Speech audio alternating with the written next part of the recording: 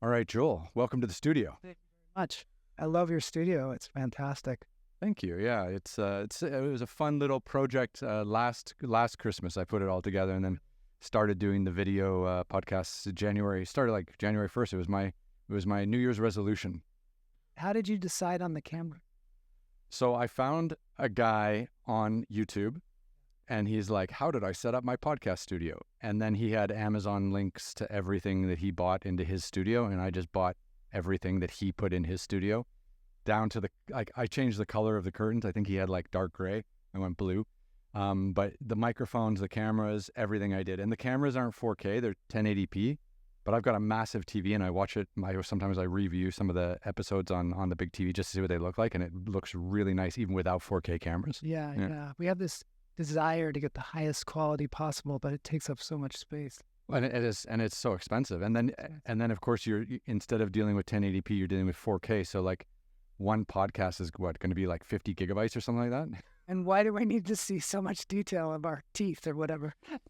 Well, so with this podcast, most people listen to it. Yeah. So like the distribution I get on like Apple, Spotify, and all that kind of stuff is actually greater than the distribution viewership that I get on YouTube. Because I think most like 70 or 80% of my viewership is now in the United States, and that's changed over the years because I wasn't always living here, but now it is. And I think a lot of people just listen when they're like driving. Yeah, that's how I got into podcasts originally. It was just driving to work, driving. I did a lot of driving. I was doing I was working as a freelance computer guy, which I don't recommend to anybody. Terrible. It's terrible, and I was. I always say it's a lot like if you wake up in the morning, you take like a razor blade and you start cutting your eye. That's what it's like, but all day, just slicing your eye. Yeah. In Chinese, it's we have this like proverb. It was like death by 1,000 cuts, right? It's like death by 1,000 razor blades. Yeah. I tried to be everything to everybody too, which is really a bad business idea. Especially in Los Angeles. Yes, and also it didn't matter where they lived. So if they were in like Malibu Canyon, I would drive all the way out there. So I listened to a lot of podcasts. Yeah. And I really enjoyed, there was one called Twit, which is still around, This Week in Tech. Got really into the tech thing. Now I'd like to throw my iPhone into the ocean because it's, so all-consuming for everybody. A little bit. Yeah. Yeah. Even though as we do some technology-driven podcast. I love it though, because like I drove out to Flagstaff last week because I went out to climb Humphreys Peak, which is the highest peak in Arizona, and we got caught up in some massive snow. Didn't end up making it, but it was great because it's like a 6-hour trip out or 7-hour trip out. So I was just like, I listened to 3 Rogan podcasts on the way out and 3 Rogan podcasts on the way back. So, and it was great. It's so much better than just listening to the radio, right? Because you're listening to, two people get to know each other, and it doesn't matter what your politics are or whatever like that. I mean, like any podcaster that can hold a conversation for 2 hours is going to make a drive go by so much faster. Yeah. I actually was kind of early on with the podcasting. I started in 2005, I think. Oh, wow. Yeah, I had a podcast. It was at first called Film Shots. Film Shots. This guy, Jesse Rhines, he actually came to me because I was a tech guy and also an actor. And he said, I want to do a vlog.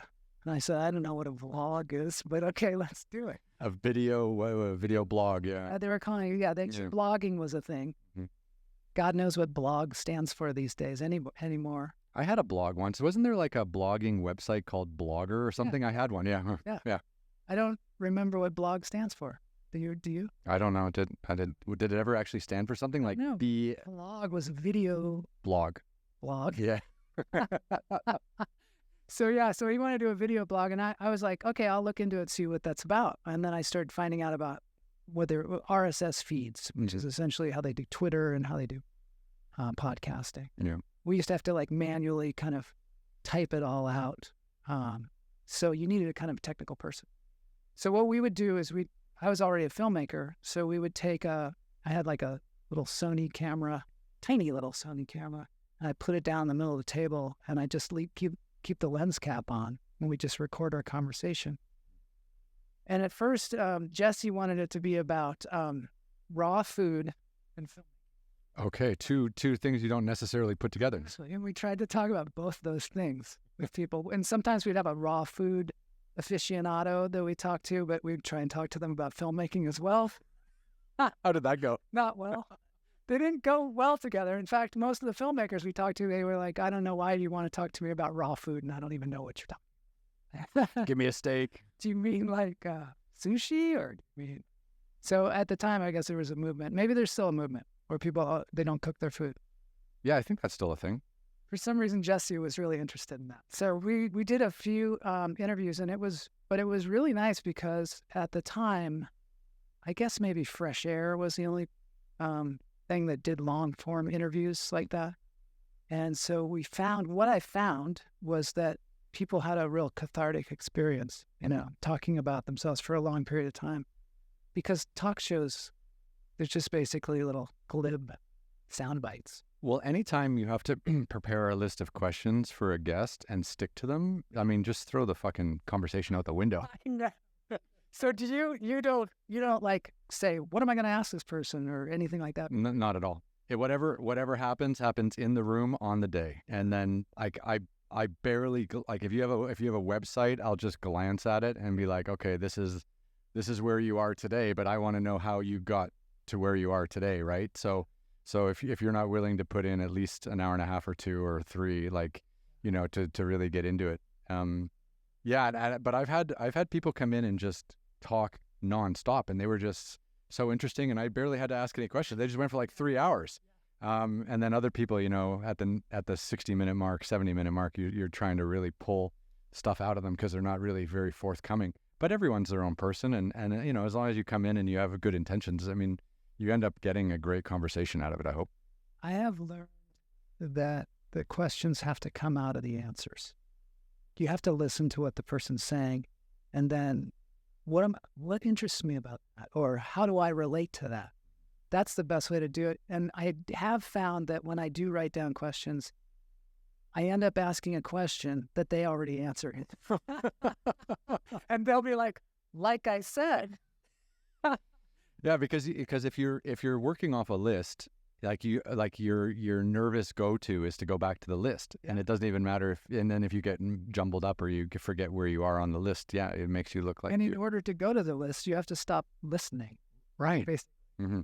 I love this because... So I had a friend in here a couple of months ago. He's a Scottish guy, worked for one of the big alcohol companies, and we had a few drinks and the whole thing. And when we left, I think we did about 2.5 hours or something. And when we stopped, he was like euphoric. Like he was just like, wow. Like, and it's like, it's so good to sit in a room and just talk to someone else face to face and not be looking at your phone and have your phone turned off. And he's like, I think that's the first time I've gone like 2.5 hours without looking at my phone in like months or maybe years. And it was just, he was just blown away the fact that that something can happen where it engages you enough that you don't need to look at your phone. Yes, I know. And sometimes it's so hard my wife and I find ourselves in different places on that. I remember I got a Trio. I was the first one to get like a phone with the email on it. Like a BlackBerry? Yeah, it was like a BlackBerry. It was a Trio. I'm Canadian, so like, did you ever see the movie BlackBerry? They made a movie about it. I did. I couldn't get anybody to watch it with me.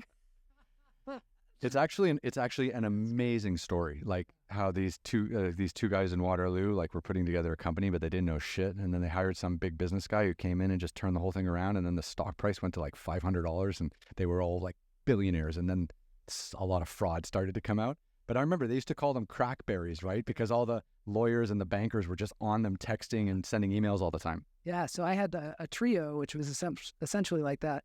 And my wife was like, why do you need your email on your phone? I remember it was like it was yesterday.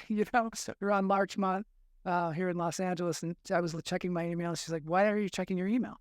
And I was like, well, just in case somebody emails, can't you just check that on your computer? And now I can't get her off her phone, I mean? She's like constant. Email plus 500 other apps. Yes, now there's like a million places where you have to check. So yeah, that's a little bit unnerving. But the thing about podcasting is that it enables people to have a much longer conversation than they normally would. Mm-hmm. And there's no suits out there saying, you got to talk about this, or you got to push this product. I mean, eventually, I guess we started pushing products and things like that. But there's nobody to cut you off, and there's no set amount of time, and no advertising breaks, which is really, I don't know. So eventually with my podcast, it became fat-free film. We called it, as Jesse and I went separate ways because he wanted to get more into raw, which obviously was a huge deal for him, and then has carried him. He's a billionaire, so I've made a huge mistake in that area. But I went with the film. Now they don't even have film anymore. Film is not even a thing. So I started off as a photographer, and my whole first part of my career, I shot all in film. Like I started off at the New York Times. My first few assignments at the New York Times were in film. I published 2 photography books, all in film. I love film, so you're speaking to a place that I hold deep in my heart. Right. Yeah. So our thing was called Fat Free Film, which was about making films at a low budget. Okay. Trying to make, so it was about independent filmmaking. And at the time, it was interesting because it was during the transition from film to digital. That's when we were mainly talking to people. But we got to talk to such incredible people. We talked to Peter Bogdanovich and Leonard Nimoy and Trish Arquette and all these people. And we'd go to their house and I'd set that camera down and we'd talk. We lost one interview. Roger Corman, we interviewed, which was a lot of the filmmakers that we talked to, a lot of the actors and directors, they got their start with Roger Corman, who was a B-movie maker or whatever you want to call him. Like he was a financer? He was a very low-budget filmmaker. He made Little Shop of Horrors, which is one of his most famous ones. One of the best movies of all time. And Jack Nicholson was in it. And he gave Jack Nicholson his start and countless other people. And he would make these movies on a really low budget, and he would give people basically their first shot at directing. Because he'd be like, here's a budget, go out there and make it. It was a very small budget, but they'd find a way to make it. And back then, it was all on film, so film's very expensive, so you'd have to figure out how to do it. And so there's all these movies that he made, and so it all came back to him. And finally, I got an interview with him, and we had been given a flash mic, which is a mic that had basically a chip in it, so you could record to the mic, and we would go, kind of go back and forth with that. And we interviewed him, and I'm telling you, the thing was on. It should have fucking worked. There was a red light the whole time. At the end, when I went to download the file, it just wasn't there. Oh, wow. Yeah, it wasn't. That's too bad, isn't it? It's terrible. It reminds me, when I was in India for the first time, which was in 2000, my wife and I went to a temple, and there was a pundit there that was going to tell us our future, essentially. Mm-hmm. And I didn't want. No, I don't. You don't want to know? I like to make my own future. Yeah. You know what I mean? Or at least I like to have the illusion that I'm making my own future, which I'm not. Clearly, I'm not. But I like the idea of it. But I don't like somebody to tell me what. So we went and saw this pundit, though. She really wanted to go. So we went to this monkey temple. And I know you went to a rat. Yeah, where the reincarnated family members come back as rats, and then you pray to the rats. It was one of the toughest things I think I've ever seen in my life. Yeah. And the one guy drank the milk too. It's just not sanitary. Yeah. I don't know. It might be something to be said. Maybe it helps your immune system. It might. I don't know. My brother walked out on that scene like halfway through. He's like, fuck this. He's never left Canada before. I think at that time he was living in London, in England. But yeah, that was just like too much for him. He's like, fuck you and your TV show. I'm out of here.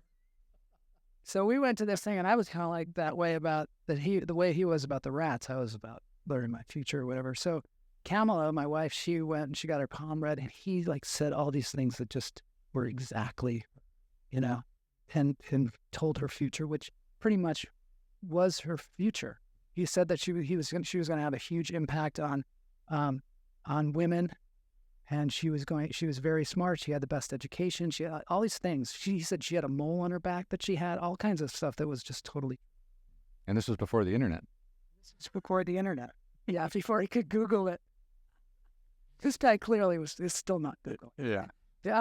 But I had a camera, my little camera that I used to set down in a podcast, and I had it turned on so I could video this whole thing. Mm-hmm. And he said, no, you can't video, but I left it on. And so when I went back to look at it, gone. Really? That's spooky. I know. It was sort of a weird, He waved his hand and then turned off the camera. That's fucked up. Yeah. So the same thing happened with Roger Corman. Maybe Roger Corman didn't want to be interviewed. Roger Corman was just like, ooh. It was so great too because there's all this mythology around Roger Corman. He's now passed away.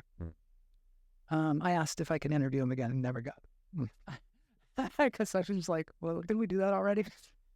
But there was all this mythology around things like Little Shop of Horrors, and there were different stories that people told about things, and so we got the total scoop, and nothing. I had a friend also that I interviewed. His name was Stuart Stern. He wrote Rebel Without a Cause. He wrote it. He wrote it. He wrote that, and he was this man was fascinating. But he wrote Rebel Without a Cause, and he also wrote Sybil, and he won an Emmy, and then left Hollywood completely, moved up to Seattle. But that's where I found him, was in Seattle. But I interviewed him, and he also had that experience where he interviewed John Huston.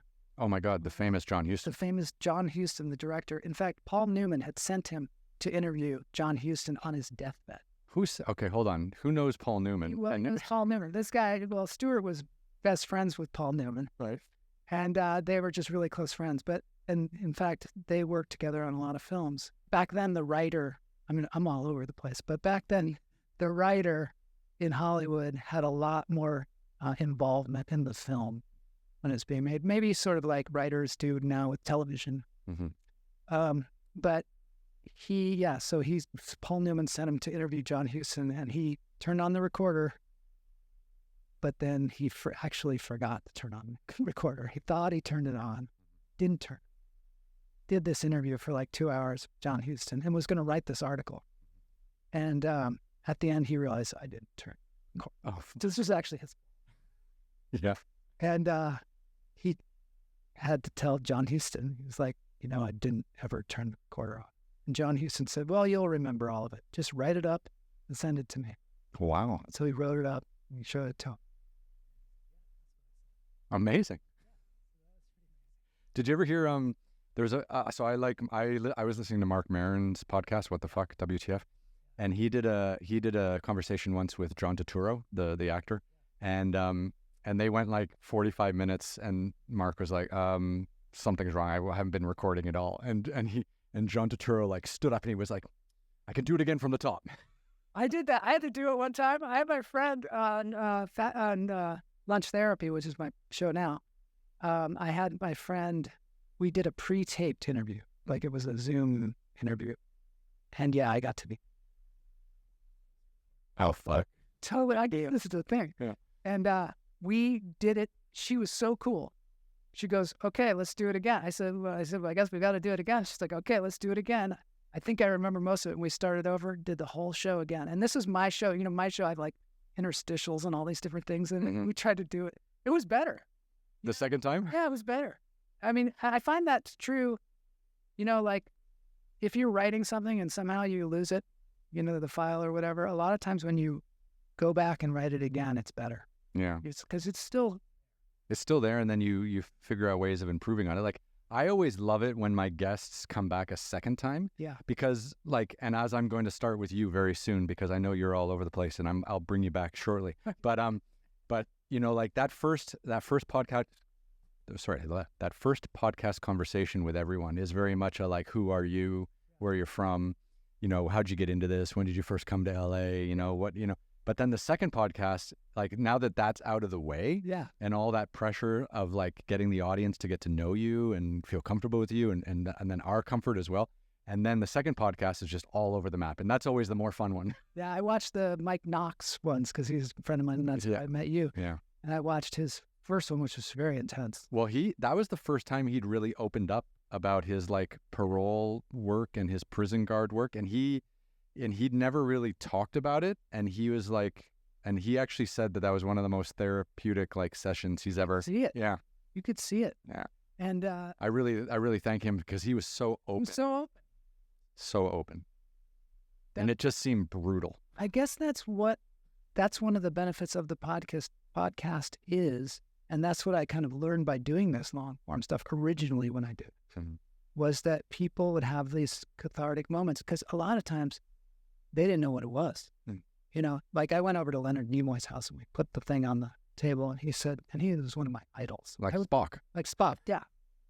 I have a picture of me and my wife, who also started co-hosting with me on the show after Jesse left. And I don't even look like me. I was so like nervous. My face was like all swollen. like I was holding my breath or something. I don't know what it was. I was so, amazed. But I remember putting the camera down to record it. He goes, I don't know what this is, but let's go. Let's do it. And then we talked about his entire career. I mean, everything, directing, photography, art, whatever it is. And about being Spock and saying, I'm not Spock. And then saying, I am Spock, because he wrote 2 books about it. And typecasting. And by the end, I felt like I did him a huge favor. Just to get all that out? Yeah. It's funny, so again, this is another political topic that I'll jump into here, but it has nothing to do with politics. So RFK Jr., Robert Kennedy, right? He was running as an independent, then he joined Trump's campaign.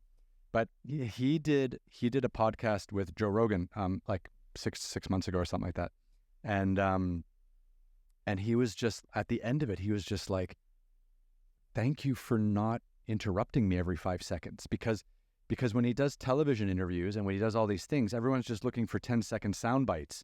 And then they're just cutting you off, moving to the next thing, cutting you off. So when you're a guest, you don't get to talk. You just get to spit something out and then move on to, and it's so frustrating to watch. Yeah. And he was just, and that was his first time he'd been like on a long podcast. I think he did like 3 hours or something like that. And he was just so thankful that he got to talk for 3 hours without someone interrupting him. And I'm telling you, like, if Joe Rogan and the Alex lady who has the Call Her Daddy, and then also too, there's a couple other guys that make TV shows. The guy that was on Arrested Development, he's got a really big podcast as well. He's one of my favorite. There's 3 of them. Yeah. One of my fuck, I'm totally blanking. Anyways, I can't think of what that podcast is called. I think these podcasts are going to be like the only way people get information out now, because I feel like other ways and systems, because I was a journalist for more than 10 years. Like I worked for Time, Newsweek, Forbes, Fortune, New York Times, everything like that. And we were always so constrained on time and effort and the amount of words that the writers could get in and how many pictures. But out here, there's like, in this space, there's no constraints. Like you can just talk and have an open, honest conversation, and there's no one to tell you, move on to the next topic. Go. Will Arnett, like way down the line, you can say, the guy's name is Will Arnett. A Canadian. Yes, Canadian. I love Will Arnett. No, but who's the other host that did? You're gonna ask me who the other people are. Well, no, the other guy. Remember the other guy did. He did Ozark for Netflix. Yeah. Super famous, hilarious guy. Also on Arrested Development. Yeah, Jason. What's his last name? I don't know. Let's do it. Oh God. Wait. This is the way I get to things like. We can't drop names in Hollywood and not get them right. Yeah. Well, I don't know. Jason Bateman. I had to go back to Justine Bateman. I was like Facts of Life, or whatever the other show they were on. Yeah. And my brain doesn't work anymore. But what if what if there's major economic news in the future, major international news in the future, major political news in the future, and people don't go to CNN and Fox and all these other fucking channels. They just come and hang out with people like us. I think this is a great idea. The problem, I guess, the other thing is, I guess with these things is people are more likely to take the time to listen to a long form podcast. And it's weird because everything else is getting shorter. Because it's getting shittier. And the podcasts are getting longer. Because they're better. They're better. I also feel like it's a real record of the person. That's one of the things. I still have Fat Free Film up on fatfreefilm.com. You can listen to these interviews. A lot of those people are dead. Mm-hmm. And I don't know. Maybe Leonard Nimoy didn't have an interview like that besides that particular interview. Yeah. I don't know. It is a time capsule. It's a time capsule. Stuart Stern, the one I was talking about who did Rebel Without a Cause, I went and interviewed him. I was up at the Seattle Film Festival and I was like depressed because I was trying to podcast and nobody knew what a podcast was. And I was talking to the press people and they were like, sure, yeah, whatever. And so I couldn't get an interview and I was sitting in a cafe and I was just kind of depressed. And there was this older guy there and he and I just started talking and we were talking about cats. And then I said, I got to go to this. So I go, I got to go too. And so we were walking there and all these people crowded around him. And I was like, who is this guy? I took out my Trio and was like, Stuart Stern, who is this guy? And then I find Rebel Without a Cause.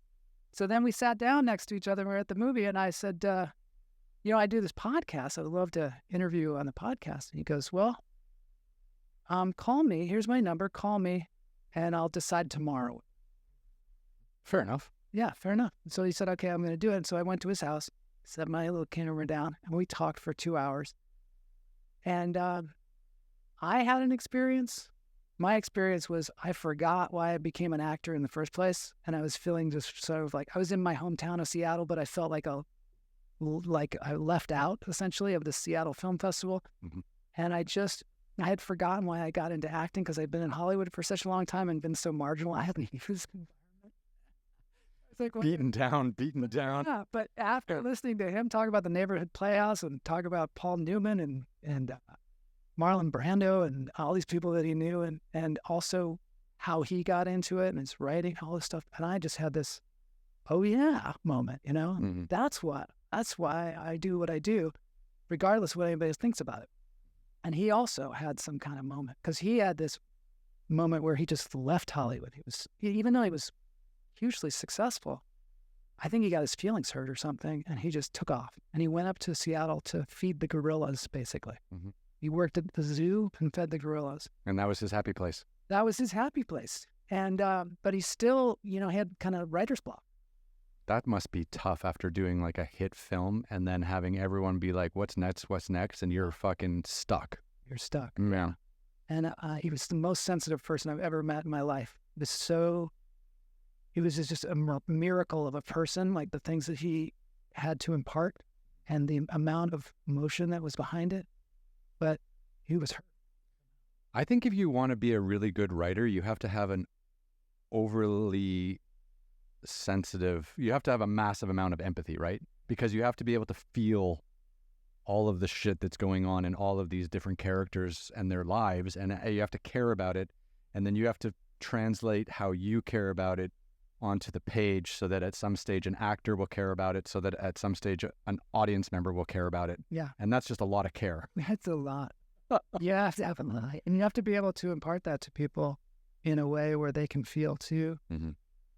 Because a lot about acting and filmmaking and all these things is not about you showing emotion, but about tapping into the emotion of the audience, mm-hmm. having them feel something. Mm-hmm. And a lot of times I don't think people understand that. No, I mean, like, characters need to be relatable. Like, there needs to be something in them that's grounded in all of us so we can be like, shit, I felt like that once. Yes, or you make the scenario in the movie or the play or whatever, mm-hmm. and you just lay it out there, and then the other people can feel. But when you put an actor up there who's just overly feeling, you're like, well, he can do all this back here and be popcorn. Yeah. Relax a little bit. Yeah. So it's a real art form. So one of the things that Stuart would do, because later on he brought me up to do a thing called the film school up there, which they gave me a scholarship. It was like a 2-week just intensive writing program for film. And when he would teach the class, he would kind of lay out things in his life. Like he'd be like, here's a thing that Paul Newman used. And it wasn't like he was dropping names. He'd just be like, here's the thing that Paul Newman wore when he was in the sauna, because he would get up in the sauna and he'd read the newspaper every morning, and he had made this thing out of a wire hanger and tape that would hold his glasses out so they wouldn't fog up. That's genius. Yeah. And he like put it on his head, and he had other artifacts from his life. And then he had us bring in artifacts from our lives and talk about them. And then he had us switch artifacts. And so then someone else would have to talk about the artifact like it was something in their lives. Put yourself in someone else's kind of shoes. And that kind of sensitivity, I think, is the gold in that area.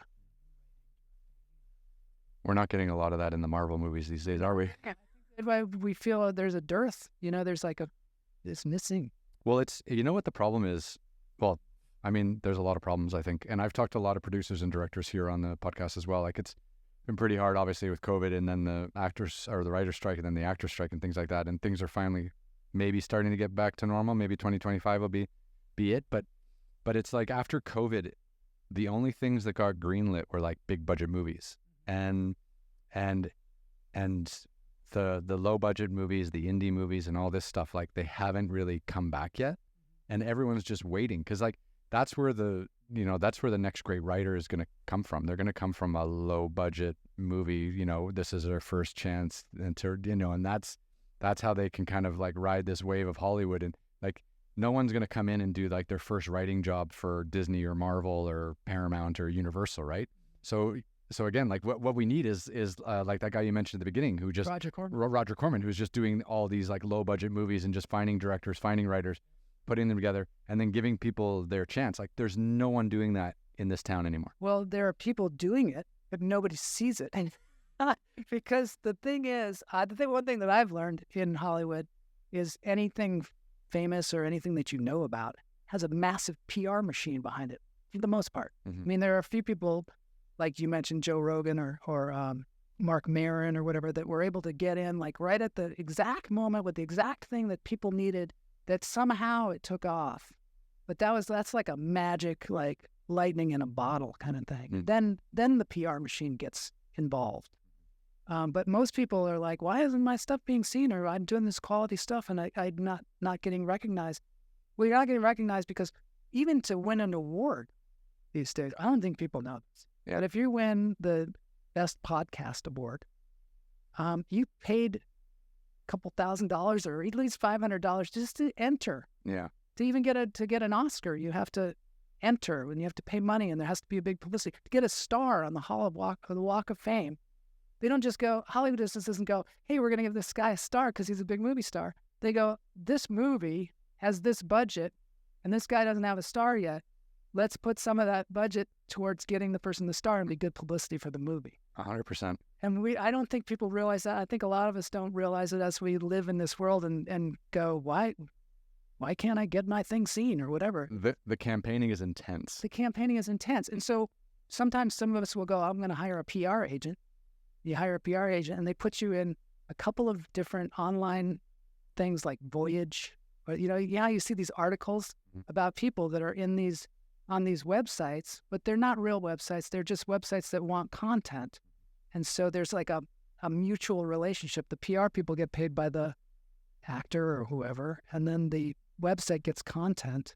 And so there's a mutual kind of benefit there. You just described the business model of every legacy media outlet.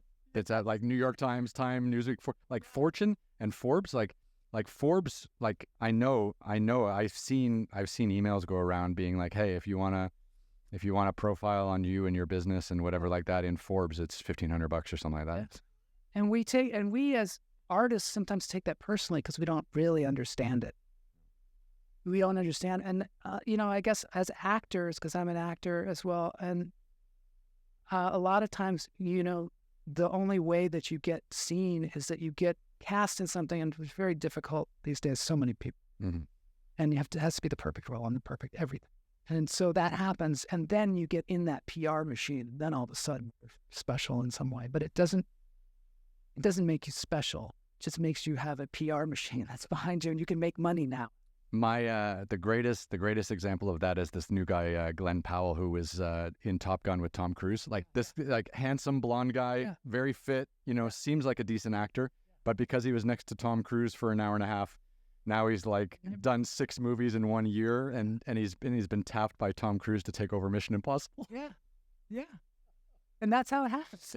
And 2 years ago, no one had even heard of him. And if this one little thing, then lightning in a bottle hadn't happened, he'd be the same as anybody else. I know. And so you can't take that personally. You have to just do your thing. And, whatever your audience is, always play like you're playing to a stadium. Mm-hmm. Someday you might be playing to a stadium if some kind of magic occurs. But until then, it's a bit of a every single day putting one foot in front of the other, but you have to find purpose in it other than just that, because that's kind of how. Well, I had a friend of mine who was on the show a while back, Kurt. He was saying like the moment you stop acting or you stop anything, like, the reason why you came to LA is to act or to be in entertainment stuff. And he goes, the moment you stop doing that, even as hard as it is and as mind numbing as it is, and as soul-destroying as it is, the moment you stop, you're no longer living your dream. So why the fuck are you in LA? So he was just like, you can wait tables, for years while you're doing auditions and doing parts and stuff like that. But he goes, the moment you stop doing the auditions, the moment you, no matter how painful it is, that's the moment you give up on your dreams. And he's like, you can never give up on your dreams, no matter how painful it gets, because I also think this town respects, the underdog a little bit, and I think there's definitely something. Great PR. It does, right? Yeah. And again, going back to this Glenn Powell guy, I just read something the other day, and I don't even know why I'm seeing stuff with him in it, because he's done 4 movies. One of them was Top Gun, but he was just saying I've been unsuccessful longer than I have been successful, and I've made tons of mistakes, and I got lucky, with being next to Tom Cruise for 90 minutes. We'll have to see where we go from here, but he's thankful for the bump. Yeah. You got to love what you're doing. You got to. It comes down to whether or not you're successful or not. You hear so many people saying, I haven't made it yet, Yeah. That could be 20 years. Make it for yourself every day. Put your one foot in front of the other, or do something else. Yeah. But don't give up on the dream. Okay, so that was a nice little tangent to start off. So hold on, let's do this a little bit. Where are you from? Where am I from? I'm from Edmonds, Washington, which is just north of Seattle. Oh, so you are from the Pacific Northwest, huh? Beautiful part of the country. Gorgeous. Yeah. Rains a lot, as they say. But the mountains. Oh my God. The thing about the Washington state is it has every type of terrain. It's the only state, I think. It's the only state in the United States that has every type of terrain. And the reason is because they have rainforests too. Mm-hmm. But they also have desert, and they have plateaus, and they have everything you can imagine. Forests, cities. So how does a young man living in the Pacific Northwest become interested in acting and art and and this kind of stuff? Your parents were into it? No, my dad was an artist. Okay, now we're getting into it. He was a metalsmith. Yeah. He was a what? He was a metalsmith. Yeah. And when I was a kid, I would say my dad's a metalsmith, and the other kids would be like, I don't know what you're talking about. They'd be like, what does he make, barbecues or something like that? But no, he makes sculptures. I'd be like, sculptures? He makes sculptures. And they'd be like, well, I don't know what that is.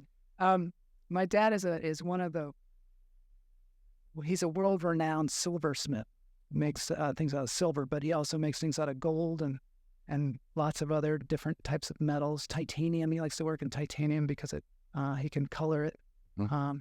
And then he also works in something called mokume, where they'll take layers of metal, and then he will work it into, say, a vase using hammers, and it looks sort of like wood grain. It's a Japanese type, actually. That's amazing. Yeah, he made this ring on my finger, and he also, all my life I've had this dad who was an artist and did something sort of out of the ordinary for where I was living. There are obviously other sculptors and people like that, but not in my neighborhood. And it's inspiring when someone like that is in your universe somehow. Obviously he was your father. That was great. But it's amazing how many kids grow up and they don't have anyone in their sphere of influence doing anything different. Yeah. I don't know what that's like. I decided to become an actor. I wanted to be an actor since I was 3. So I'm not sure where I got that. My parents used to like to go to movies, and that was a big thing with our family. That was something we enjoyed doing. Mm-hmm. But nobody was an entertainer.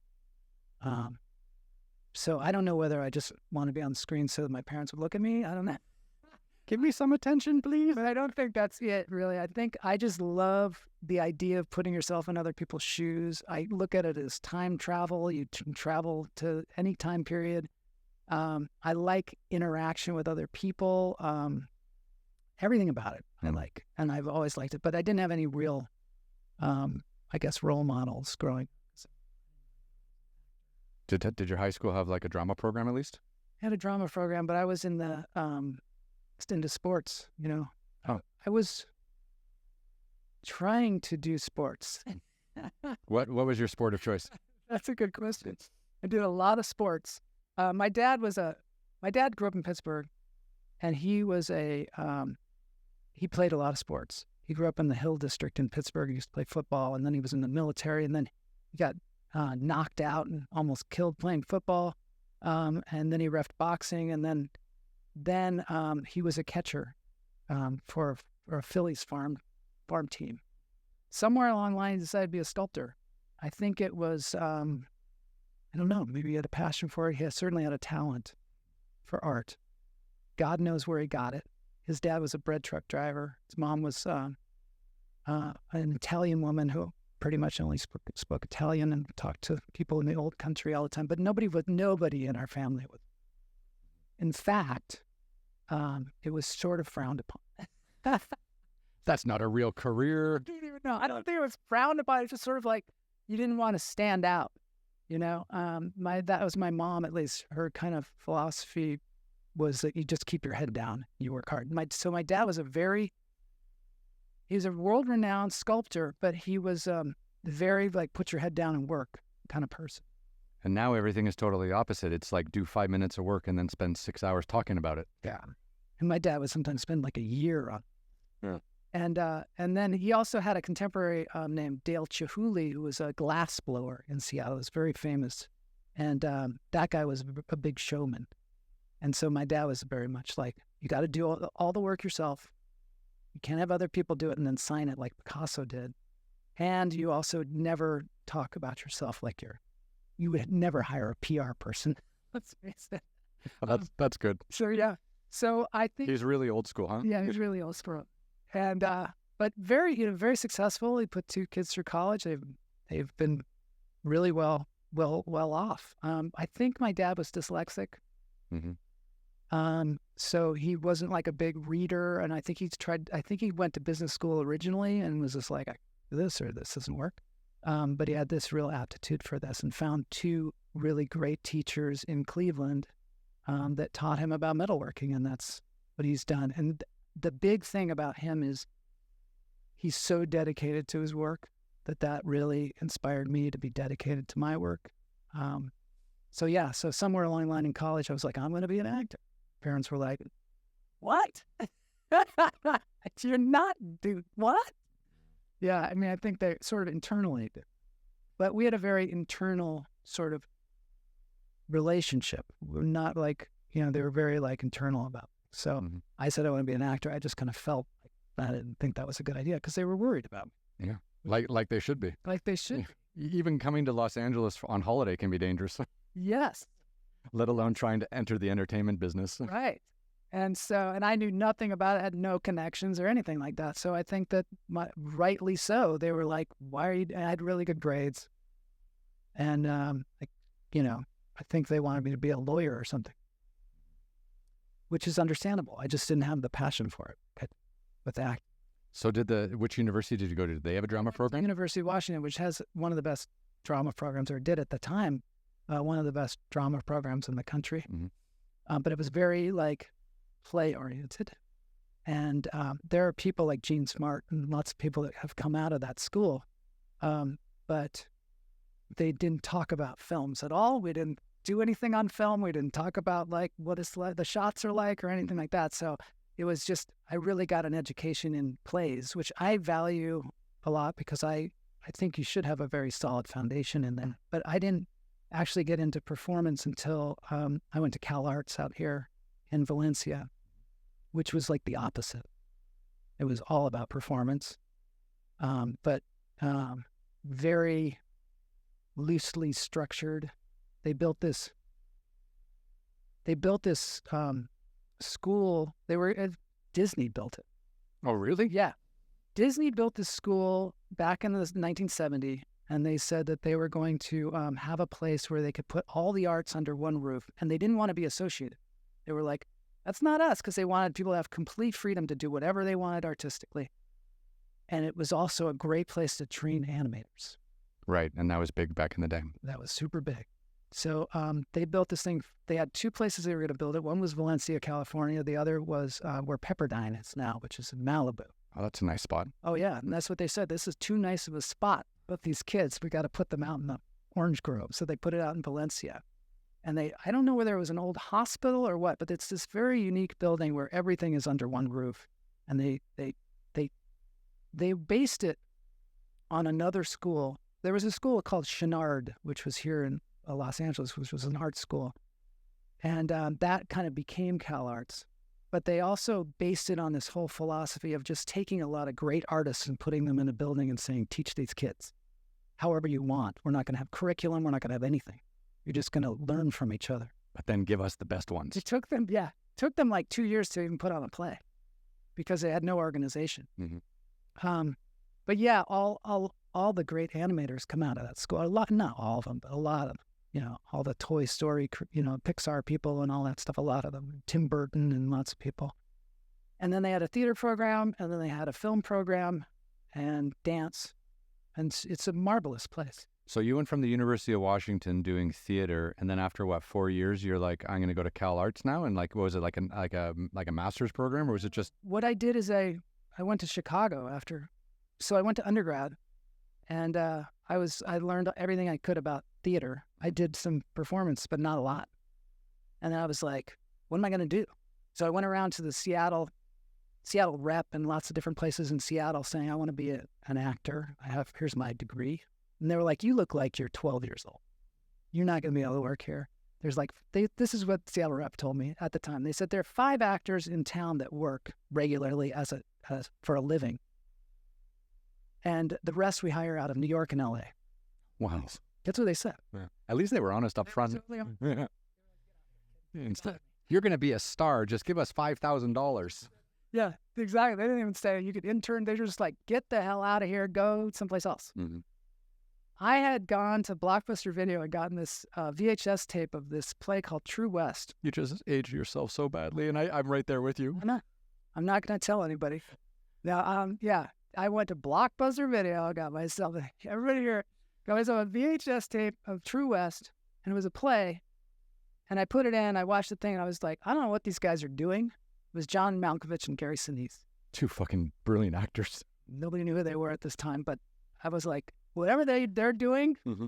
I want to be doing that. Mm-hmm. That's not what we're doing here when we're doing Pal Joey or whatever these like weird plays that they were, old antiquated plays that they were having us do. I was like, I want to do this. So I was like, where's this theater? Theater was called Steppenwolf in Chicago. Oh yeah, famous. Yeah, that's like improv theater, right? No, it's just a straight up theater. It's a rock and roll theater, I guess they would call it at the time. They started in a church basement. It was Gary Sinise and like 2 other people, Jeff Perry, and they were just kind of misfits. Like Gary Sinise, when I asked him about it, he said he was a troubled kid. And he liked acting. That was the only thing he liked doing. So he and Jeff Perry, they put together this theater company when they were at ISU, Illinois State University. And they saw John Malkovich, and they were like, either this guy's the worst actor we've ever seen or the best actor. We don't know, but we want him for a theater company. Let's put him in front of an audience. They got him, and they got Laurie Metcalf, who's this incredible actress. And they put together this ensemble, and that became Steppenwolf. And the thing that I saw was True West, which was a Sam Shepard play, which also went to Broadway. But they were full on, like Malkovich was drinking beers through the whole thing. He was drinking beers through the whole thing. We said he almost became an alcoholic because but when they would fight, they'd really fight.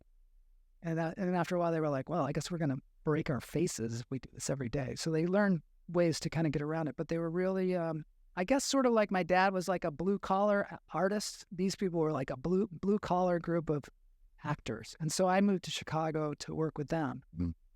And I went to the theater and I was like, I want to work here. And they were like, you'll never work here. And I was like, I'm going to do it. Here's my phone number. And they ended up calling me that night. And I worked there for a couple of years, and I did every job. Mm. I got on stage, but I also was a stage manager, and I also sold the tickets in the ticket booth and everything. Did you have to clean the toilets? No, but if they needed toilets cleaned, I'm sure I would have done it. They didn't clean their toilets. Next. Mark Maron just interviewed Al Pacino. Oh, yeah? And Al Pacino is not a man who does a lot of interviews. Yeah. And he just came out with a memoir, I guess. He's in his 80s now. And he talked like for half an hour about how him and Martin Sheen were cleaning the toilets in this theater in the Lower East Side, and they were like 16, 17, and if they cleaned the toilets and they cleaned the, the seats and they got all the popcorn and the fucking drinks, then maybe they could get a chance to audition for a role, maybe. And they just jumped at it because they had nothing else. Like nothing else in society tempted them or gave them any sense of hope or desire to improve at than being on stage. Yeah. I thought Chicago at that time, which I won't date myself by telling you when it was, but at that time was just so rich with talent and people just doing crazy stuff.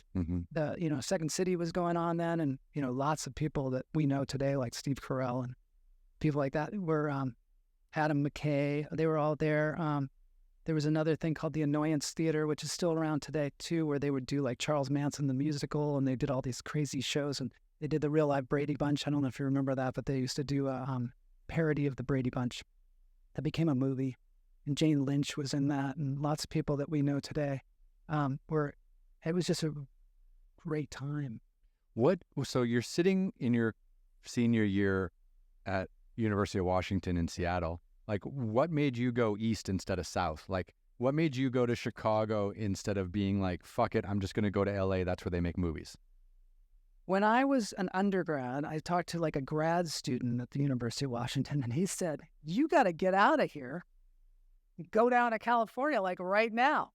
They were very different than the Seattle rep was. We were like, you look like you're 12 years old. They were like, you look like you're 12 years old. Get the hell down to LA. Yeah. But I'm not always the person that does the smartest things. I kind of follow my passion. I knew I was going to end up in LA. I knew that. And I always knew that stuff. Kid, I was like, I want to live in LA and have a pool. I live in LA, have a pool. There you go. There you go. Careful what you wish for. Yeah. Having a pool is very expensive. But when I saw that videotape, there was nothing that was going to stop me from going to Chicago. There was nothing that was going to stop me. I was like, even though maybe a lot of those people were in LA, I had a plan. We were talking about how, the pundit tells you what's going to happen. And I like to tell what's going to happen to me. I had a plan. My plan was I was going to go to Chicago. I was going to do theater, become a well-known theater actor, and then do movies like John Malkovich or Jerry Sinise or all these, or television or whatever. That I was going to, work really hard in the theater, and then I was going to make my money. Later. Haven't got. Still working on it. Well, Gary Sinise got lucky with Captain Dan, didn't he? She did. He got lucky. But yeah, that place, I left that place to go to CalArts, and at the time, my passion was I really wanted to go to a place where you could do like alternative theater, and I really wanted to learn as much as I could because I was at Steppenwolf and I was learning about these actors and how they worked. But I wanted to learn about Shakespeare. I wanted to learn about the voice of body. So if they weren't doing that, they were just hardcore. Mm-hmm. Blue collar actors just crushing it. Just crushing it, right? Yeah. And which was great. But I also had these other like ideas because I had gotten a taste of Shakespeare when I was at the University of Washington. I was in a class, and one of the things is I've always felt like I'm the outsider, like I don't quite know what's going on. And I got put into this Shakespeare class, and I really knew nothing about Shakespeare. Couldn't have even told you who he was. And, well, no one can tell you who Shakespeare is actually, but I couldn't tell you like a play, except Romeo and Juliet. And they were all doing iambic pentameter on the board, and I'm a little behind. I was a lineman, football player. But I learned that shit, and then I started to understand, like, oh my God, this is like another level of. There's so many levels to this. Mm-hmm. You could spend your whole life doing this, and some people do. And it's a life well lived.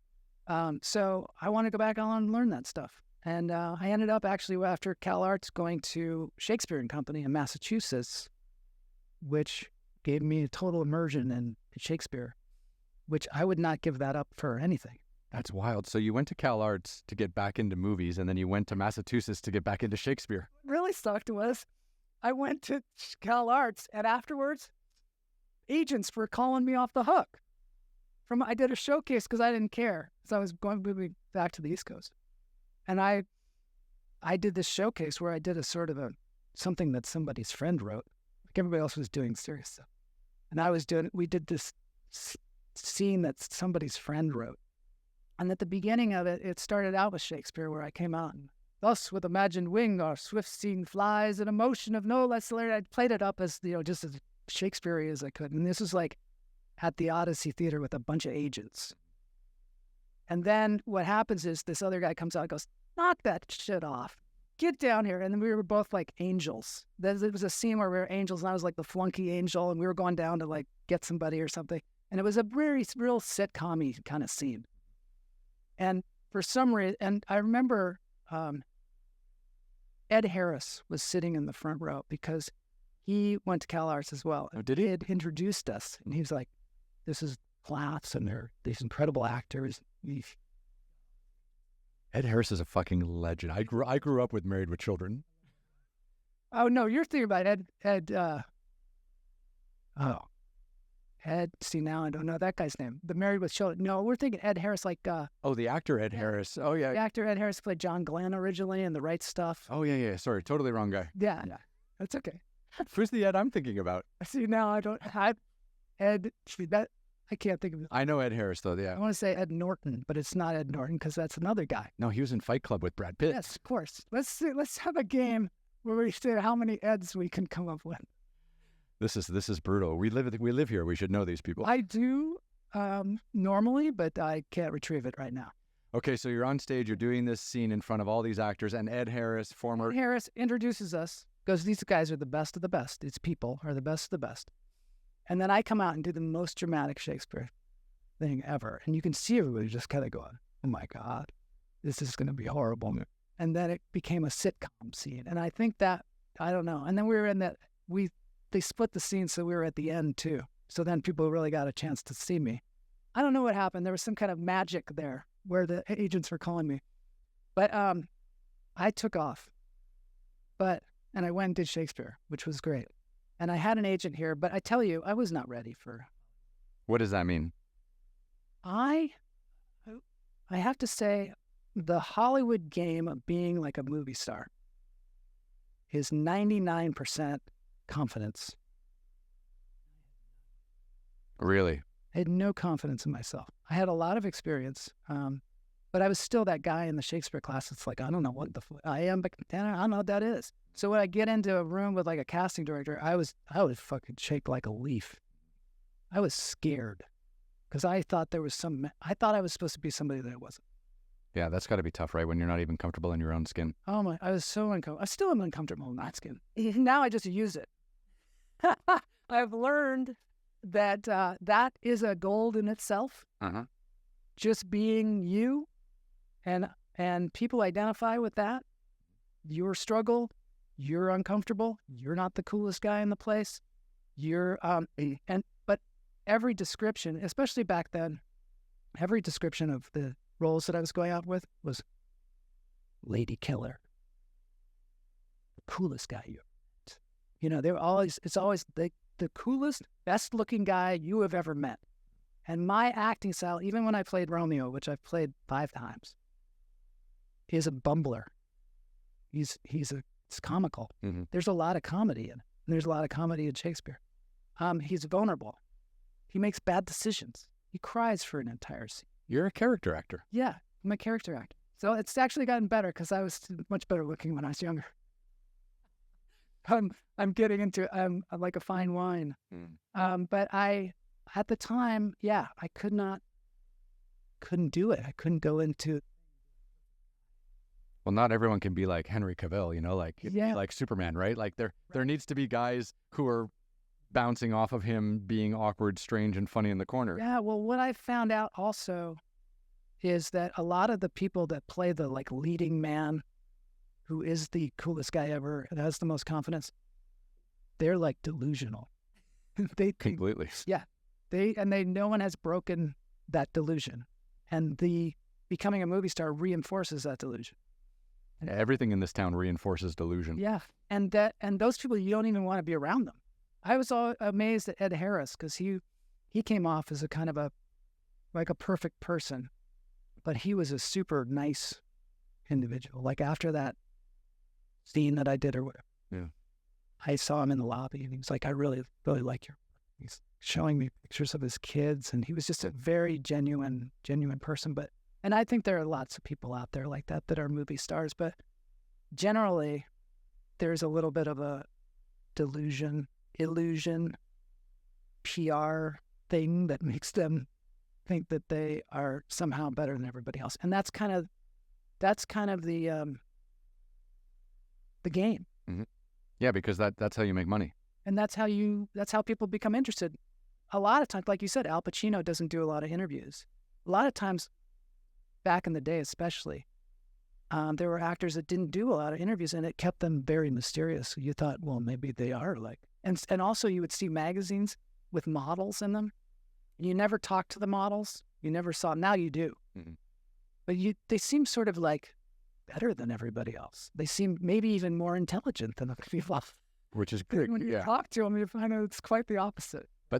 But isn't that what the marketing machine does? Like they raise you to this elevated status that it's impossible for any other human being to achieve, and then that's how you get the brand endorsements. That's how you get the Louis Vuitton, the Gucci's, like Brad Pitt was doing his own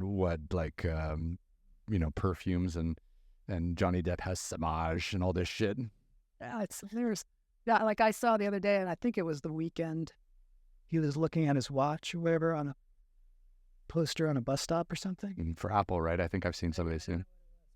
It's like, so cool. And then when you have the perspective of being this age, whatever this age is, you're like, that's hilarious.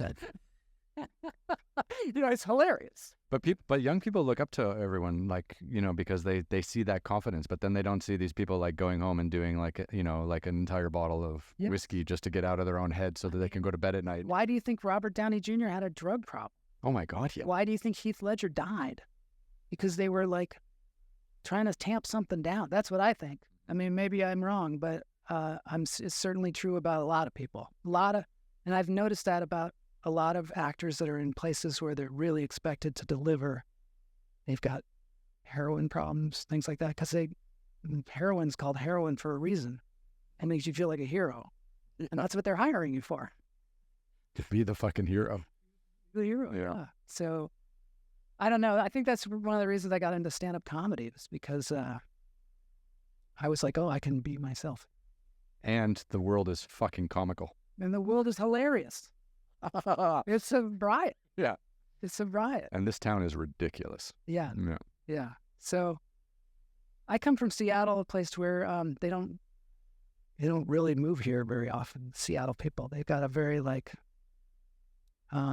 I don't want to say that they're anti-LA, but I think they're anti-LA. A lot of this country is anti-LA, actually. Yeah. So you graduate Cal Arts, sorry, and then you say fuck California, and then you go east to Massachusetts to do Shakespeare for a couple of years. I did that for a couple of years, yeah. And then you came back to LA and be like, now I'm going to be. Was calling me, going, we got auditions for you or whatever, and then I came out here, and I mean, like I said, I was not ready. I don't know if there's any preparation. My agent at the time was a good agent. Mm-hmm. He had Scott Bakula and Jason Alexander and a few other people. Oh, Seinfeld. Yeah, Seinfeld. This was pre-Seinfeld. But Costanza. I know, or maybe it was during Seinfeld. But at the time, so he was like, Marshall, you got to hang out with these other older actors. You got to learn from them. And I think he was probably right. But I didn't know how to hang out with these guys. I was like, well, give me their number. Didn't have enough confidence to even say, give me their number. I'll call them. Well, I'll get in their poker game or whatever. I did not understand that. I also did not understand that actors, the good ones, have coaches, go take classes. They're not done. It's not like, and I'm sure this is true about good doctors, good lawyers. They're always learning. Mm-hmm. And it's not true about all of them, but the best ones are always learning, because if we realize we don't know shit, and everything changes constantly. Constantly. And especially now, everything's evolving so fast. Today I was talking on my show, I was talking to Jeff Shaw, who's a road comic, been doing it for 30, 40 years or whatever. And he was telling me about how comedy changed over the time of his career. Mm-hmm. And the ones that did not change with it, they didn't work anymore.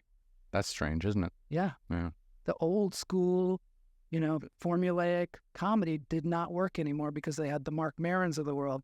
And you had to actually take those things and put them together to be Jim Gaffigan, Well, Gaffigan's huge, but so one of the things I've heard, and I listen to a ton of comics, and I'm a big fan of comedians in general, but the big switch that I understand is that a lot of comics would just play locally, mm-hmm. and they learned how to kill locally with local jokes. Yeah. But if you do that in Boston, you can't go down to Texas, in Dallas or Fort Worth or Austin and kill with Boston jokes. So you've got to have material that can kill in all different parts of this fucked up country. Yeah. And the only way to do that is to tour. Yeah. So a lot of the older guys, they wouldn't tour and they didn't want to go out on the road every weekend to some other part of the country and test out their material and they were just happy to kill, Thursday, Friday, Saturday. Yeah, exactly. And Jay Leno, he's in Burbank every week. I mean, he obviously played to the nation, for a while. Yeah, on the Tonight Show. But I mean, he had writers and things like that. But maybe he just likes this audience. I don't know. I mean, I don't know whether he tours or not. But he does. I saw him on a casino poster in Arizona. Oh, so he tours. So I just went to Michigan and headlined in Michigan, and it was challenging but thrilling. I was in a room full of people that do not relate to me, my life. And I even led with, I'm an actor. You know what I mean? I just had to go with it. Let's get these people engaged in this, or let's get people engaged in our differences. This is a totally different point of view or whatever. And let's find some kind of ground. And I found that to be a lot of fun. I even was like, I'm a Gen Xer. And how many Gen Xers out there? I thought everybody was. No, they were all baby. Oh, shit. In this one place or whatever. And they didn't vibe with me at all. Yeah. And I had a bunch of Gen X jokes, and I was like, okay, got to switch to something else. Mm-hmm. And I love that, but it can be terrifying. So I do a lot of live performances as well, but I don't do. I mean, there's comedy in them, but I wouldn't go. I respect the comedic genre. Yeah. Massively. So I would never say that I'm a comedian in any way, shape, or form. But I do these one-man shows where I talk about travel, adventure. Obviously, there's tons of mishaps, which are very funny. I've seen your TEDx. Yeah. TED Talk. Which was nice. But so I'm going to be doing some of these next year, and I've been lining them up, and it's fun. Like that first 10 minutes where you try to just get the audience to go with you on wherever you're headed is the best feeling in the world, because you come in cold, they're like, who the fuck's this guy? I just paid $20 or whatever, entertain me, and then you gotta win them over. And that game is so fun. Yeah. Fucking love it. I've got a show that I'm doing December 6th that I rented this theater called, it's over in Hollywood. Mm-hmm. And the show is called The Origins of Comedy. Oh, nice. Yes. I'm not sure what it is yet. And it's at the Yard Theater. It's on December 6th at 7:00. And I know that show is going to be happening. But it's me and two other comics. I mean, we're going to each be doing a half an hour. But I want to do something different. Mm-hmm. And so I promise that it will be something different. But I can't tell you exactly what it is just yet. And I love that feeling. But I'm going to have to win the people over in some way. Especially if I've decided to do some clowning. That's the best though. I find that I can put together a 45-minute show or 60-minute show and have pretty much everything lined up, and I've got pictures and videos to kind of lead. So it's kind of it's not just me with a mic. There's some visual elements to it as well. And of course the locations are stunning, right? So people are kind of impressed by pictures and a little video and things that you've done. But then the crowd work, and just going back and forth with people, and especially if you're in a small room with less than 100 people, it's so intimate and so much fun. It's the best feeling in the world being on stage. You've had so many experiences of exploration mm-hmm. and danger. Almost dying in India every day for 60 days trying to get around that fucking country on a motorcycle. Do you find that this is enough for you? to do stage work and do podcasting? Are you going to go off on some more adventures? What's going on? The adventures are coming back for sure. Yeah, so like I made like 50 hours of adventure television shows between 2010 and March 2020. And it's funny, like I had all these funding things lined up. I had the live performance things lined up. I had corporate events lined up. I had corporate sponsors throwing money at me. Like I was making independent television, which is really hard to make. But I figured it out. Like I invested in the first show I did was Tough Rides to China with my brother Colin, and we rode motorcycles all the way around China. But we funded that ourselves because we thought like we wanted to do something together.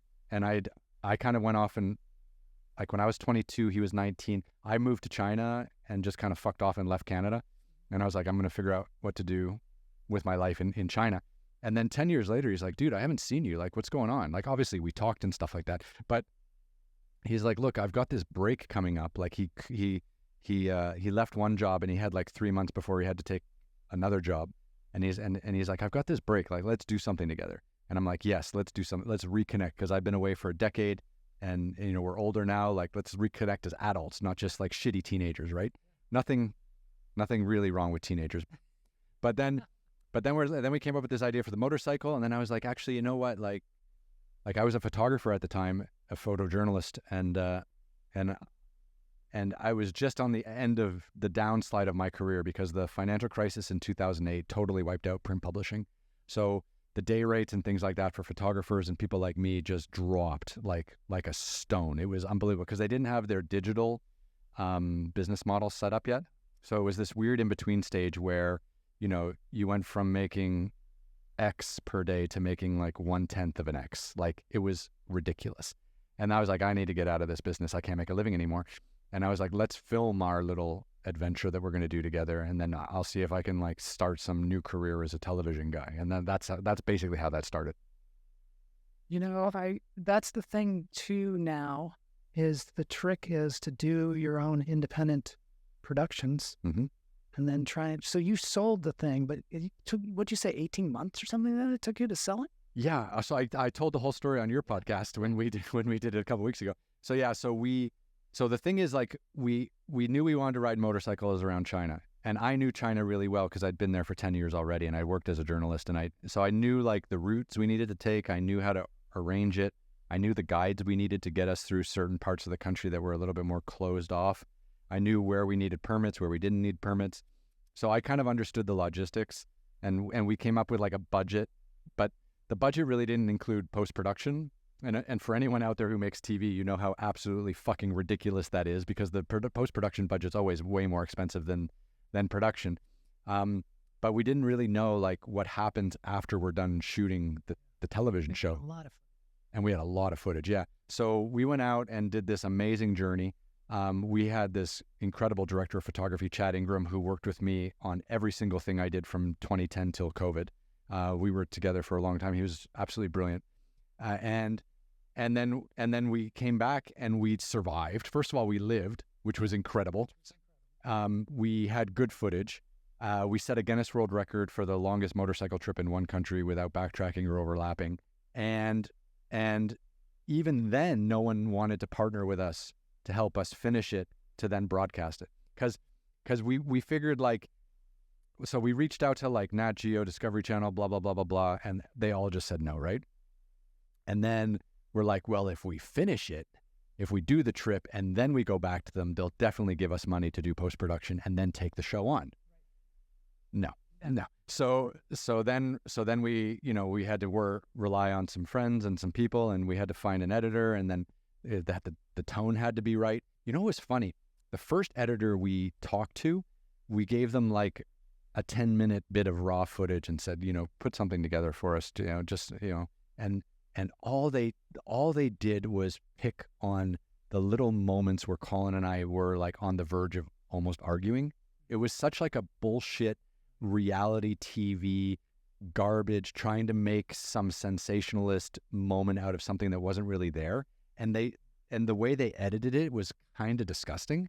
And I was like, I never want to be in anything like that ever. Like my journeys are hard, but they need to be aspirational. Well, and also one of the reasons that you make your own media is so that you're presenting the messages you want to present. Yeah. And I want people to go out and explore the world Yeah. and understand these amazing cultures and these amazing places. I don't want them to just watch it because my brother and I got upset because I didn't fill up his motorcycle or whatever. Well, he was taking a piss or something. You know what I mean? Like, but that was all that this editor, like, and that was such a moment for me, which affected my entire career, because I was just like, I'm never putting my image and my work into the hands of someone like that, that's just going to nitpick on the negatives and then present that to an audience. Because I never want to be in anything like that. Like, it was just disgusting. Like, we want to get people out into the world, man.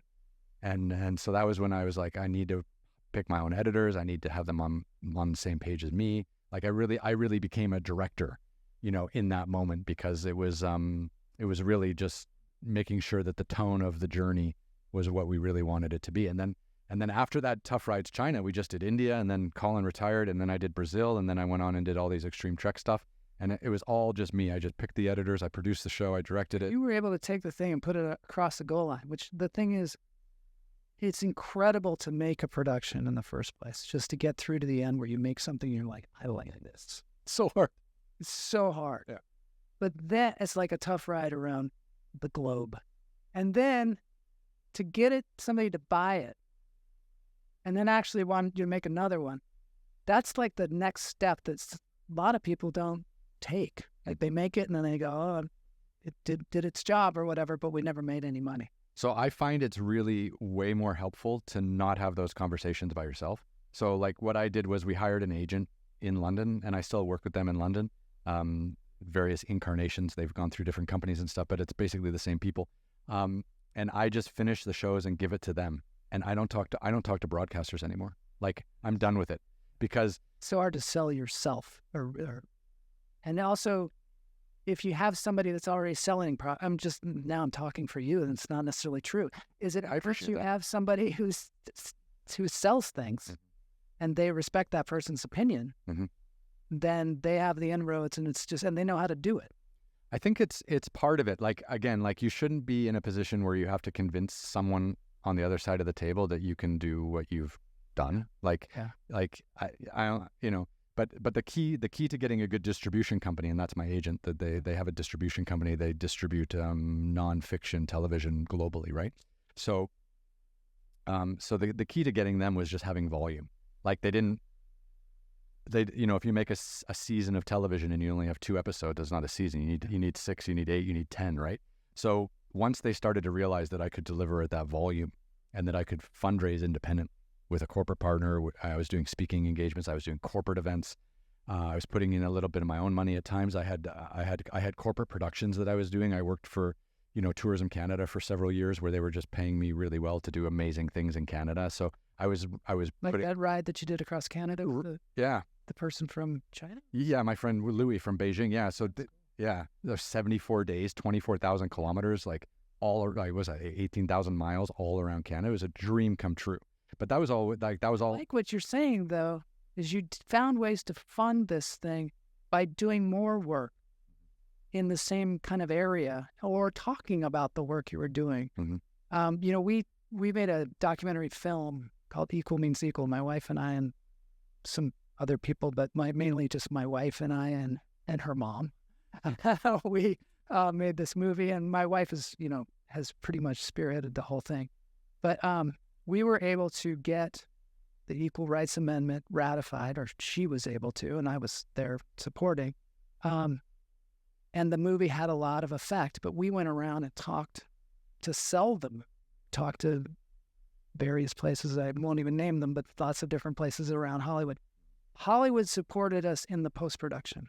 We were able to go to Fox and do editing. We were able to go to Warner Brothers and do some sound mixing, and they supported us, and we raised money, or they raised money, people raised money.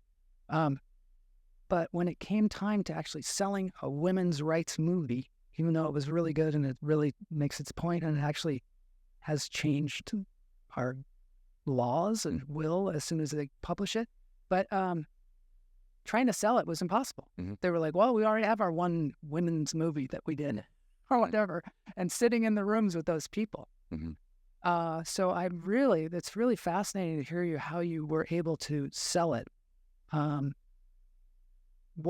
did you find that agent? Like, what did you do to find? Because you can find all kinds of crazy people. You can go to AFFM, Yeah. find all kinds of shysters out there, or So many shysters. people so full of shit, and that are just there to, like, Yeah, I mean, that was a big one. Their next trip to another film festival. Yeah. Yeah. It's pretty wild. But I did have a friend that recommended someone, and then I went to London to meet them face to face and was just like, look, I'm not like everyone else. Like, I'm not just doing commissioned work. Like, I'm putting my heart and soul. Like, this is my life. And when I hand this over to you, like, you need to really make it happen and just not give me any bullshit about it. And he's like, I totally get it. You're like the only person I know who's trying to make independent television. So, like, your work is safe with me, basically. And he was a really good partner for several years. And then he sold his business to a bigger business, but the people under him are still in the bigger business and take care of my work and stuff like that. So I still feel really comfortable with them. Yeah. But so I was lucky in that sense that, I have a good home, and I get these, quarterly income royalties from all the work that I've done over the years, which is great. But it's the total opposite way that people do things here. I had a meeting with Amazon Prime, just before COVID, right? And I remember going into this production meeting, and this young, senior producer or whatever like that, she's just like, well, we really need something around fashion right now. Like, what can you give us around fashion? And I'm like, okay, so once again, I make my own adventure television shows. That's how I do things. But everyone here does that. Like, yeah, everyone here. Let me go out and get some jeans. Yeah, like, everyone here is like they want to be like a Swiss Army knife, like, and the production companies, you have to do that because you have overhead costs and you need to be constantly working. And if you're not working, then all these people, there's no revenue for them. So, so you just kind of pitch whatever they want. But I just go and I pitch myself and say, like, I'll produce independent television, and instead of doing a full commission where you give me everything and then you own everything, like, you give me a little bit up front and then I raise the rest, and then I have a platform with you and then I own it. Yeah. And that does not fly in the United States. No. But internationally, a lot of great productions get done like that. And it's actually a similar way in which documentary movies get done, right? So you make a documentary here in the United States, you put it through the film festivals, Netflix acquires it for 3 years, they pay you a bunch of money, and then after 3 years, you own it again, right? Mm-hmm. So I kind of make TV like on that model. And but it doesn't register here at all with people. But it's great because then I own it and I get the royalties forever, and then I can keep making series and build on that. So financially, it's great for me. And also, too, I'm doing the exact shows I want to do. Yeah. Like, I'm doing Tough Rides and I'm doing Extreme Treks, which are my two kind of, pet projects these days. But getting it off the ground or getting any kind of partnership here in the U.S. is kind of impossible. So I'm more than happy just to keep making TV shows internationally, living in L.A. and not having to deal with anyone in the entertainment industry here. And just dealing... What's the point of living in L.A., though? Oh, it's fucking nice here, right? You were talking about, like, if you're not going to be acting anymore, you shouldn't be living in L.A. Well, if you're not going to be doing business here, you like it. I love it. Yeah. I love this town. The weather's amazing. I like Los Angeles. And I think if you're going to be a podcaster, this is a great town to be a podcaster in. Absolutely. Yeah. So I'm kind of thinking, like, if I can get back into TV next year and start doing these adventures again, I'll do 2 weeks on, 2 weeks off. So I'll live in a tent for 2 weeks on the side of a mountain. We'll film a great episode. I'll come back to LA, rest, relax, hang out, good food, sunlight every goddamn day. Yeah. Do my podcasts in between, maybe a live show or something like that, and then go back out and do my thing and just come back here. And then I don't have to deal with the industry trying to tell me I'm something I'm not, but I still can live in LA and still be part of this great community of creatives. But then I don't have to bend to do fashion. Fashion. All of a sudden, you're going to be doing fashion. I never told you the pundit. Oh, what about it? Yeah. Finally did read my palm. And he said, you will make a lot of money in the textile industry. Really? Fashion. And I was like, oh, that's a shame because I'm never going to be in the textile industry. I thought you were going to come out and say you had like 7 factories in Bangladesh. No, really? I should probably be trying to fund things from the textile industry. I was like, you sure maybe that wasn't translated incorrectly? Because it was being translated. Maybe it's not the textile industry. Maybe it's the entertainment industry. Yes. Still hoping. Yeah, I'm not even sure why I did get my palm read in the end. I've always avoided that. You have to? Yeah. But you're not big on it either. Just scary. It's scary. Yeah. If they told you, oh my God, you're going to die like tomorrow. Yeah, that'd be a tough one. Yeah. We're gonna have to live stream this one, folks. Could be the last one. That's wild, though. Okay, so your agent is calling you. Oh, we got all the way back to that. I don't think I can go back. Your agent is calling you in L.A. To stop Shakespeare. Yeah, stop fucking around with Shakespeare on the East Coast and come back to La La Land. And you came back and they lined you up with these auditions and you just weren't comfortable. And they said, look, hang out with older actors. Yeah. But you didn't really know how to do that. So where were you? Like, what was that feeling like? I have had, I guess in Los Angeles, when I came back,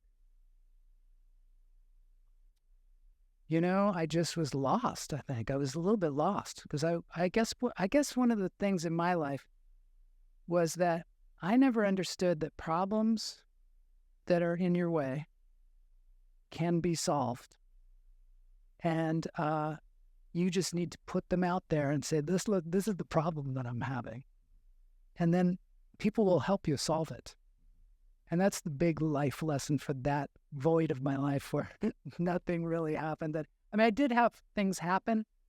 Usually the things that would happen, and this is, I guess, true of the thing at Steppenwolf and some of the things in my life, is when I just go, I'm going to do this.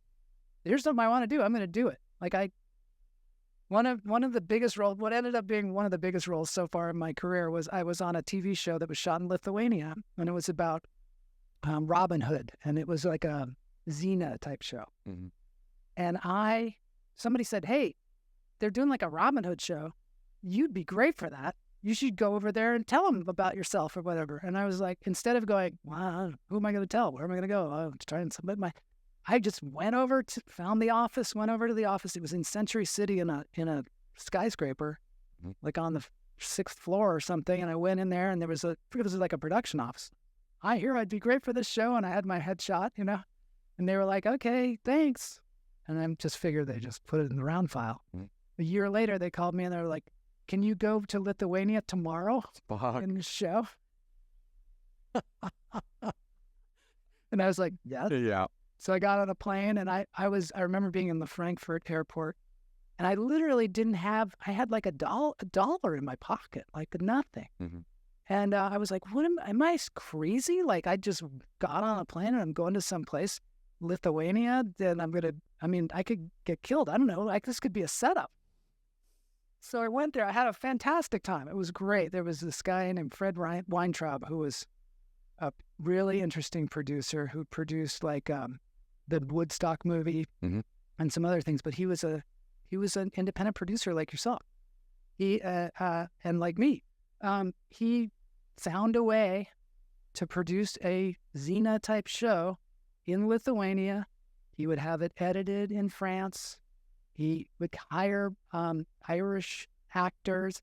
He'd fulfill all these different things so that he would get funding and tax credits. Yeah, and he would just piece it together. And he got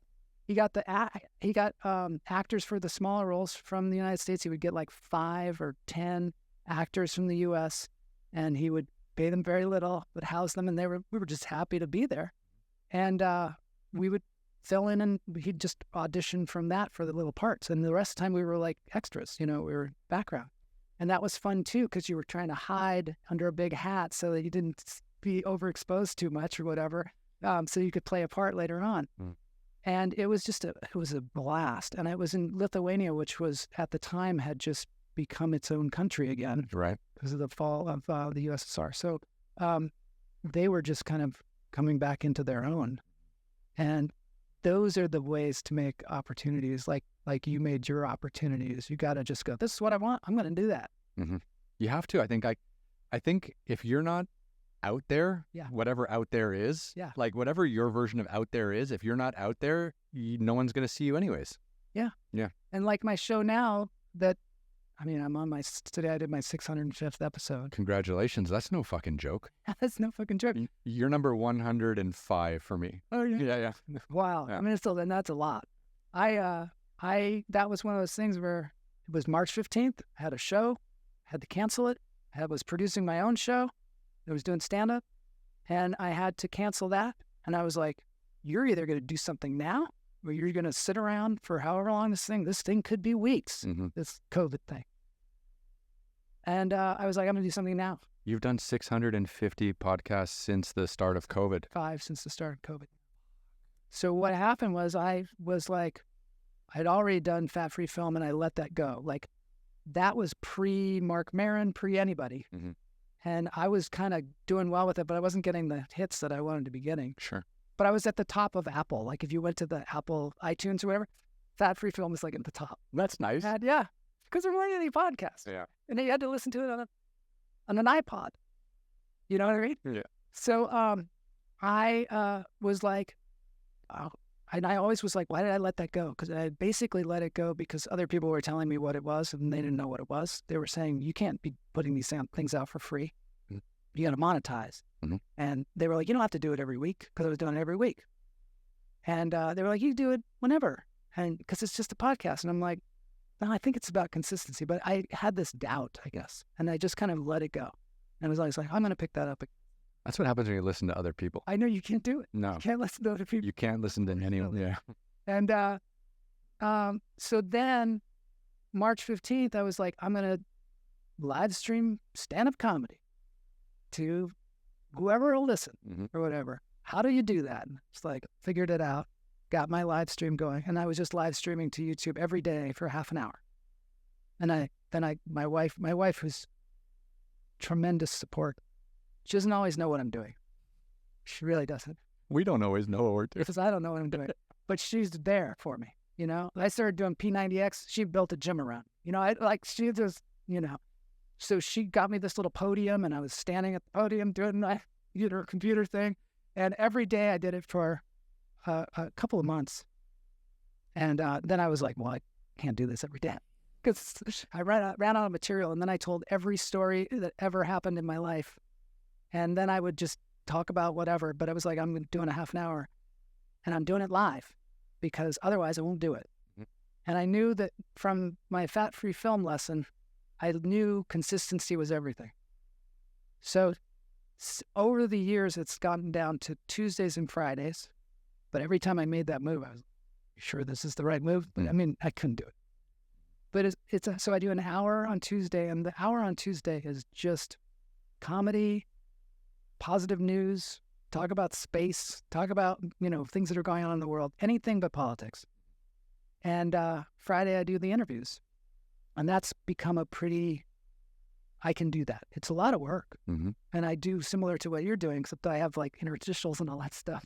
But you were great. Like, I mean, I was on your podcast, I think 2 weeks ago, and like you really make a show out of it. Like you really have like a lot of value added. You have like a lot of sound effects, music, graphics. It's not just like, hey, here's my guest. Yeah. Yeah. And I love it because I ask people to be on the show and they don't always know what it's going to be like. Mm-hmm. And then they get in there and they're like, ooh, I should have done my hair. Like the guy today, I was like, if I would have known it was going to be like this, I would have done my hair. Yeah. And so I like that feeling. I like surprising people with that a little bit. Like, hey, this is the show. Like people were like, oh, you have a podcast? And I'd be like, no, I have a show. And, but I've now just gotten to, I call it a podcast because this is a television show. Like, yeah, like this is better production quality than a lot of television shows. That's what it's like. When I watched it, I was like, oh, this feels really intimate. Mm-hmm. Like I really feel like I'm sitting down with this person and having like when Mike was talking about the prison system, I was like, wow. First of all, I interviewed Mike and I didn't get any of that on it. He was just ready for me. So bad. But I was like, I really feel like I'm getting this kind of insider information about the prison system that I can, understand a little bit more about our society and what's messed up. Mm. And I think it's very, very helpful. But the sound was so good and the camera was so good. I was like, this is cool. This is like another level kind of situation.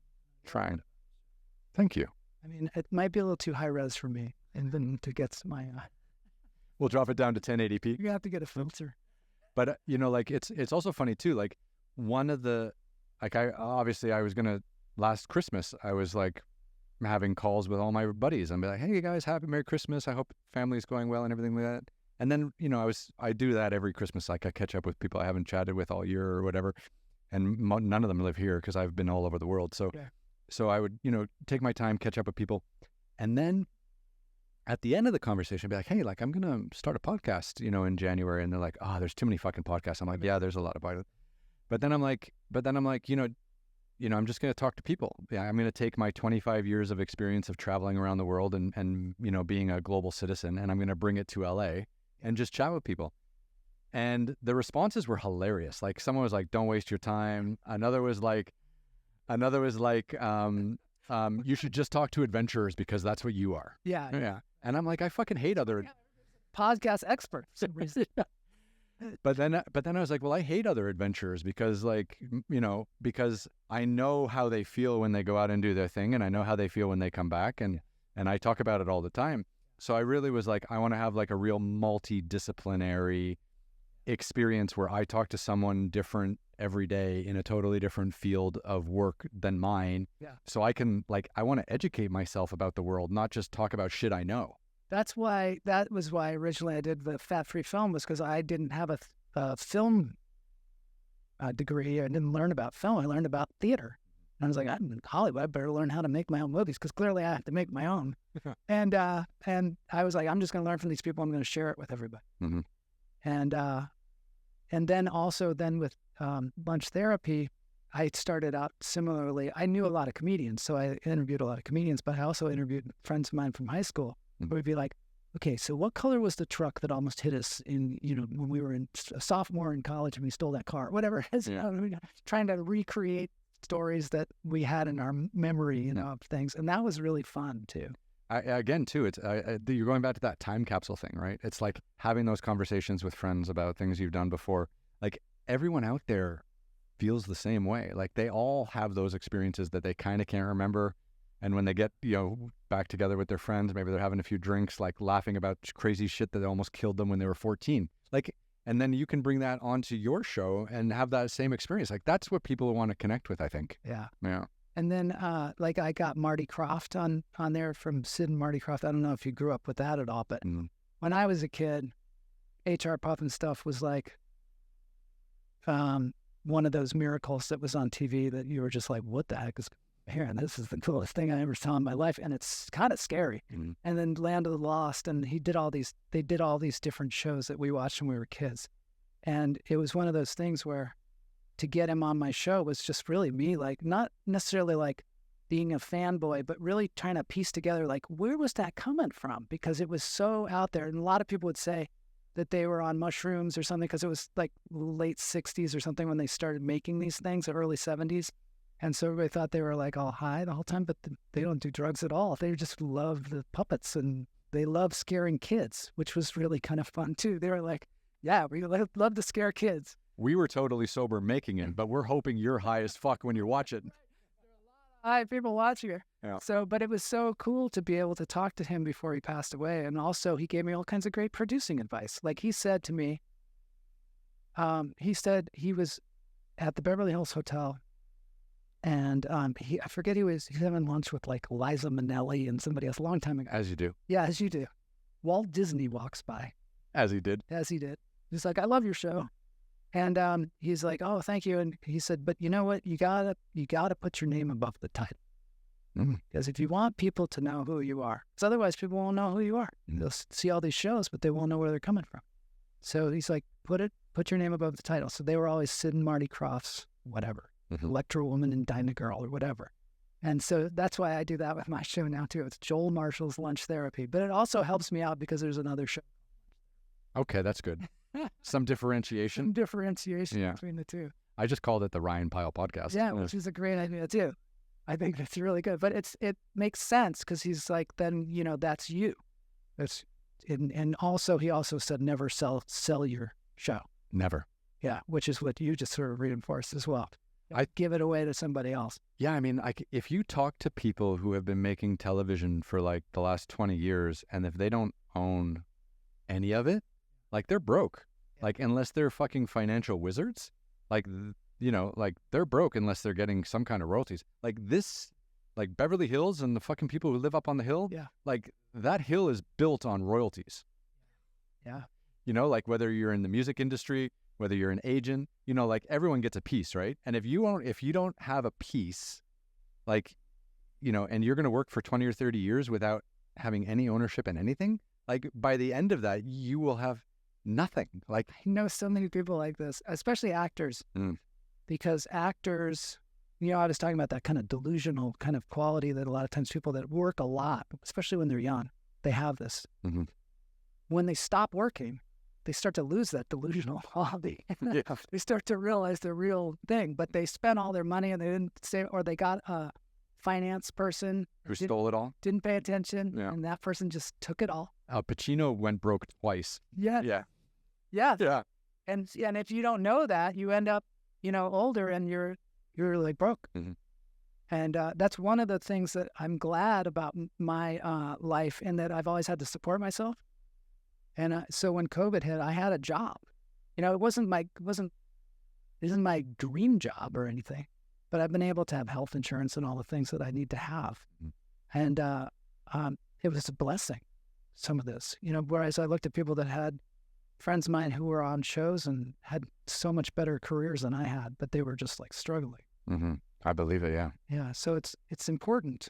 It's important to think somehow about the future, but we don't do it when we're younger because there is and no consequence. And the people in charge play to that ignorance. They know. Yeah. Because believe me, they're still making money. Well, I had a chat with someone the other day that was just like, look, I can take your whole Tough Ride series and get you money to do season 4 and season 5, but I'm going to need equity in the first 3 that you did so that I can sell them and get a kickback from them. I'm like, I'm never giving you equity in the first 3 I did. And if you can sell them, I'll give you something off the top.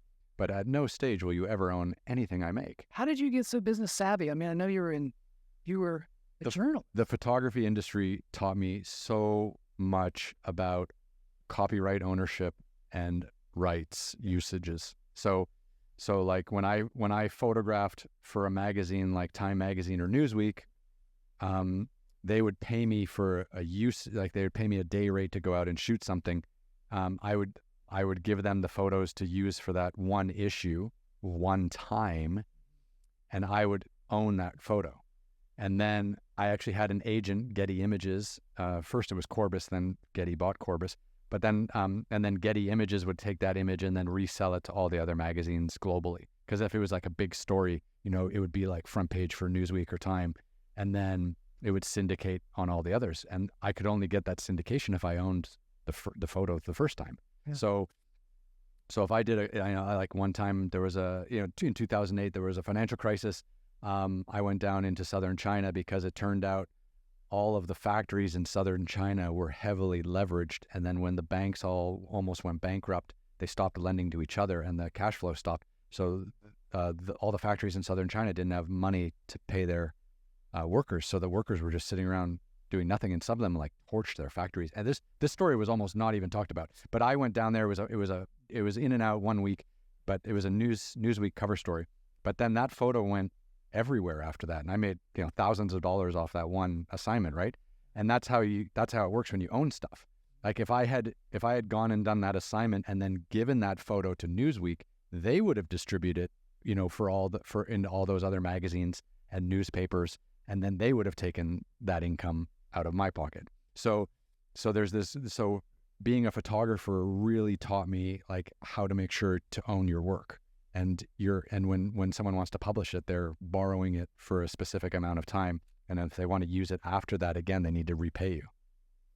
Where do you think podcasting fits into all that?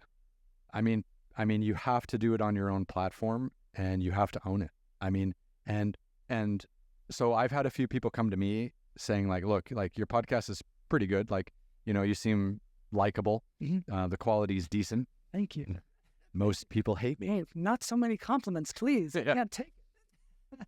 But then, they say, and then they'll just start picking away on your insecurities. They're like, well, you need to do this, you need to do that, you need to spend more money here, you need a PR person. And I'm like, no, fuck all that. Like, how about you just raise me advertising money, and for every dollar you raise, you keep like 20%, and then I get 80%, and that's how you make money, and that's how I keep 100% control over my own thing that I created. Yeah. That I spent money setting this fucking studio up. That I set the studio up. I find my own guests. I record myself. I manage the fucking cameras. and then camera personality. And then I edit it myself, and then I post it myself, and then I promote it myself. And it's like, where do you fit into any of that after 100 episodes? Yeah. I always thought, and this is just a weird idea, but I've always thought if somebody gave me money to advertise something on their thing, and maybe I don't have the numbers, like I'm not like 1 million hits for everything or whatever. No, I'm nowhere near that either. But if I took that money and put it into promoting the show, it seems like that could be a win-win eventually. Because really, getting more views is about how much you can get people to know about it. Absolutely. And obviously, there's the quality of the show, but I feel like I have a very good quality show, and I think you have a very nice quality show. But if you can kind of get it to feed itself and get it out there more, that would be very valuable.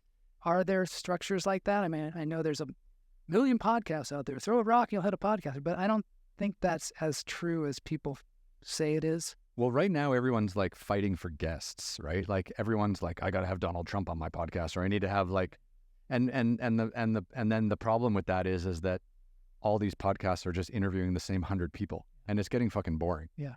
So, I mean, I really think, I'm hoping that this podcast will grow to a point where I can properly monetize it. And if I can get to a place where I can properly monetize it, I would happily put 10 to 20% of everything I can make off of this podcast back into marketing. Yeah. Like assuming it's not like a Joe Rogan $100 million deal. Yeah. I don't need to put $10 million into marketing then. But if I can make, tens of thousands of dollars or something like that, and then put, 10% of that back into a PR person who's constantly just promoting the podcast, and then I can go onto other people's podcasts and do TV or whatever, and maybe even get guests. But the thing that really pisses me off. All right, let's hear it. Is how many snakes there are out there writing you saying like, look, your podcast is good, not great. Pay me, I can get you guests. Pay me, I can backlink things and get you more views and all this shit. I just delete them all because it's like, if people like this, eventually, it's because I did it 100% by myself. Hopefully that is true, and it's just with the algorithm and the way it feeds things to people, or doesn't feed things to people, that sometimes I feel like we're in this little sandbox, on Facebook. Like I multi-stream out to Facebook and, well, not X anymore, but I even go to Twitch and to LinkedIn, but I still feel like it only hits like a certain circle of people. And until like I put money into like advertising, then it hits a broader circle. But it's slow going. I mean, I think I've got 38,000 subscribers at this point. It's taken me a lot of time to get there. If there's anything that I can inject into it to turbo it, and not this other stuff where it's just like a bunch of fake hits, but any kind of business model that I can, because I know the people that watch the show do like it. And I know that I've had people that have been watching it for 5 years or 4.5 years, and there's a community there, but I feel like there could be a larger community. Well, your live events are the key, right? Like, I mean, like you should have a bit in every live event that you do at this podcast, and it's called, Friday Therapy, and you should, make a bit about it, but then also intrigue the people that you're speaking in front of to make sure that they, like every single person that comes to see you live should be subscribing and watching your podcast. Cause I think that's the absolute key. Like I remember I did these, I used to do these events before COVID, where I would go and speak at these like preppy boarding schools on the East Coast, right? And like there would be like 1,000 kids in this auditorium. And before I even went out, I would just have my Instagram account on a blank white screen before I even went onto the stage, and then like all these kids are sitting down and they look up and they're like, who's this fucking guy on it? And they would all get on and they would all like me on it. So every event I would go to, I would have like 500 or 1,000 brand new Instagram followers. I don't know if they stayed or if they just checked it and then unfollowed later or whatever, but the moment you stand in front of people and bare your heart, as we all do if you're a live performer, like that's a connection with the audience, and then you have to give them something to hold on to later, which is, I think, the podcast. Oh, yeah. I'm gonna look into that too, because then you're doing your own PR. Yeah, maybe also I need to do some like TED Talk kind of things. I don't know, but that's something I should look into. Yeah, because I mean, it's definitely like PR people are definitely worth it when they're good. Yeah. Like, Oh, yeah. I mean, that's the thing. It is the machinery that runs it. yeah, For sure. I'm not dissing on those people, but it's just like you got to have. There are a lot of people that are willing to go, give me $5,000, I'll promote your show, and then they put you on some. I had a PR person in LA. So it's been great actually. I've had a great relationship with PR people because I work with about 5 or 6 now that bring guests to me to my podcast. Great. And I don't charge them or anything like that because I just want the conversations and I want, to meet wonderful people who are doing inspiring things. But these PR people, I start to learn about their work and I start to learn what they're doing and I'm like, I wonder how I can fit into that maybe somehow. But then it's funny. I met this lady in LA like 2 or 3 months ago. And she was like, I know exactly what you need. You just need PR. Like you've already got a great career. People just need to know more about you. And she wrote up this proposal and she offered me like, it was supposed to be like $7,500 a month in PR services. Yeah. And then I was like going to be a star. Yeah, of course. They'll take it too. They'll take it. Yeah, And you'll be like, what happened? Yeah. Oh, we got you this article, this article, this article, this article. I'm like, well, I never heard of those things. It's so strange, but like You wrote and you gave me a bunch of questions, and I wrote the answers to them, and that's what they posted. Yeah, essentially. But but people listen to podcasts, so like the more podcasts that you can be on, like I think is. Do you know of any? I'm just kidding. I'm still waiting for invites, but I think like that's the way to get. Like I still think like grassroots marketing is still way more authentic, even though it's slow and painful. Yeah. But when it does pop, it's yours. That's the difference. Like when you pay all these people to do all these things, first of all, you're splashing out good money that can be utilized in other ways. But then I also feel like in some ways you don't own whatever comes back to you at that stage. Like I feel like if you can do it yourself and go in a grassroots way, it's much more painful. Like some of my podcasts, like they have like 100 views and some of them have like 5,000. Yeah. And I don't know why. I've noticed there's weird things going on too, like where they're like, this one is a political ad. And you're like, it's not a political ad, but for some reason they throttled it. Yeah. And I talk about COVID in every podcast. Little thing like a little disclaimer. I don't think there's a little thing underneath yet, but my wife's name is Kamala, so whenever I said Kamala, I feel like they thought I was doing some kind of political thing. Yeah, so you get Democratic ads. There are other people named Kamala out there. There's no one else. Yeah.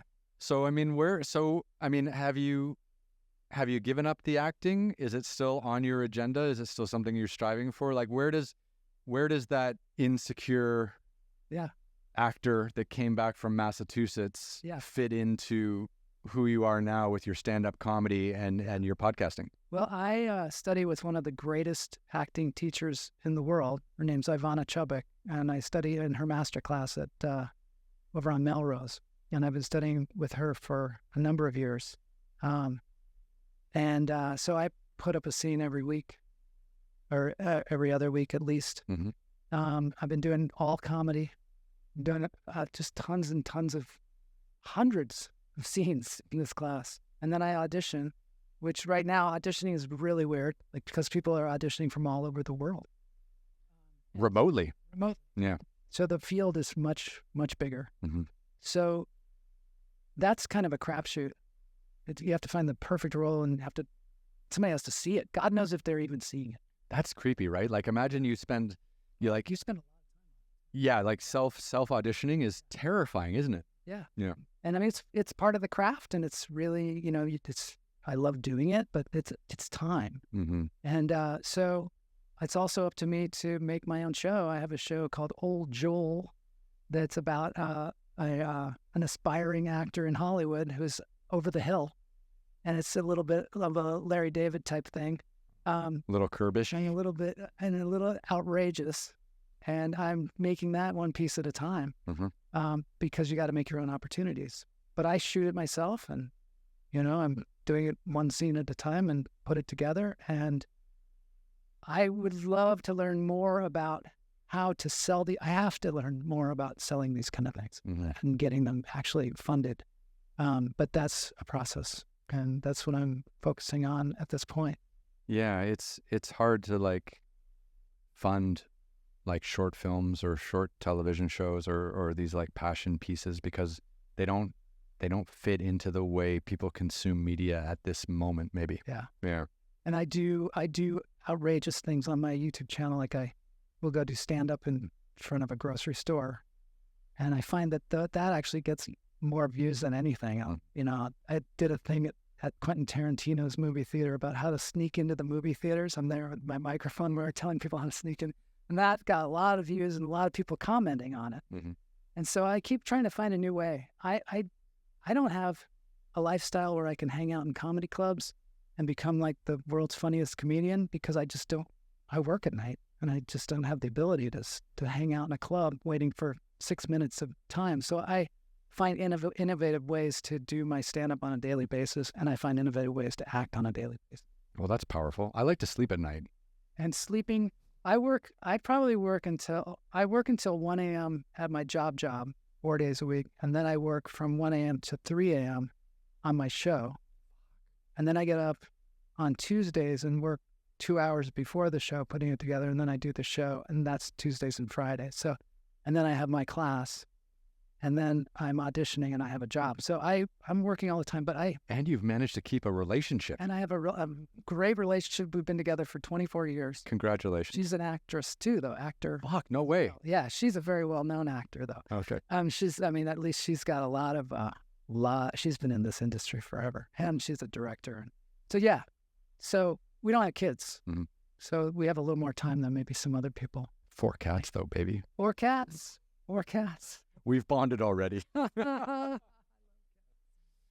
Me too. You know, this is funny. Like I was in Istanbul during COVID. So this is what happened to me.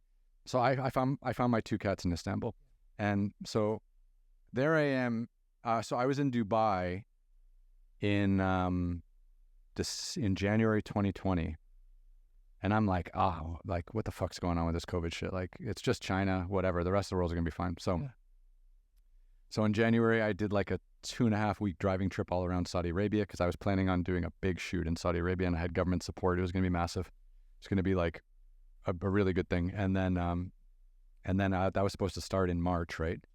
But it was January, and I was driving around Saudi Arabia, like location scouting, trying to figure it all out, like trying to come to terms with what it meant to film in the country, to understand the people. I really wanted to like everyone has their own interpretation of what Saudi Arabia is. Yeah. And I wanted to be like the boots on the ground guy that was going to go and just talk with everyone really openly.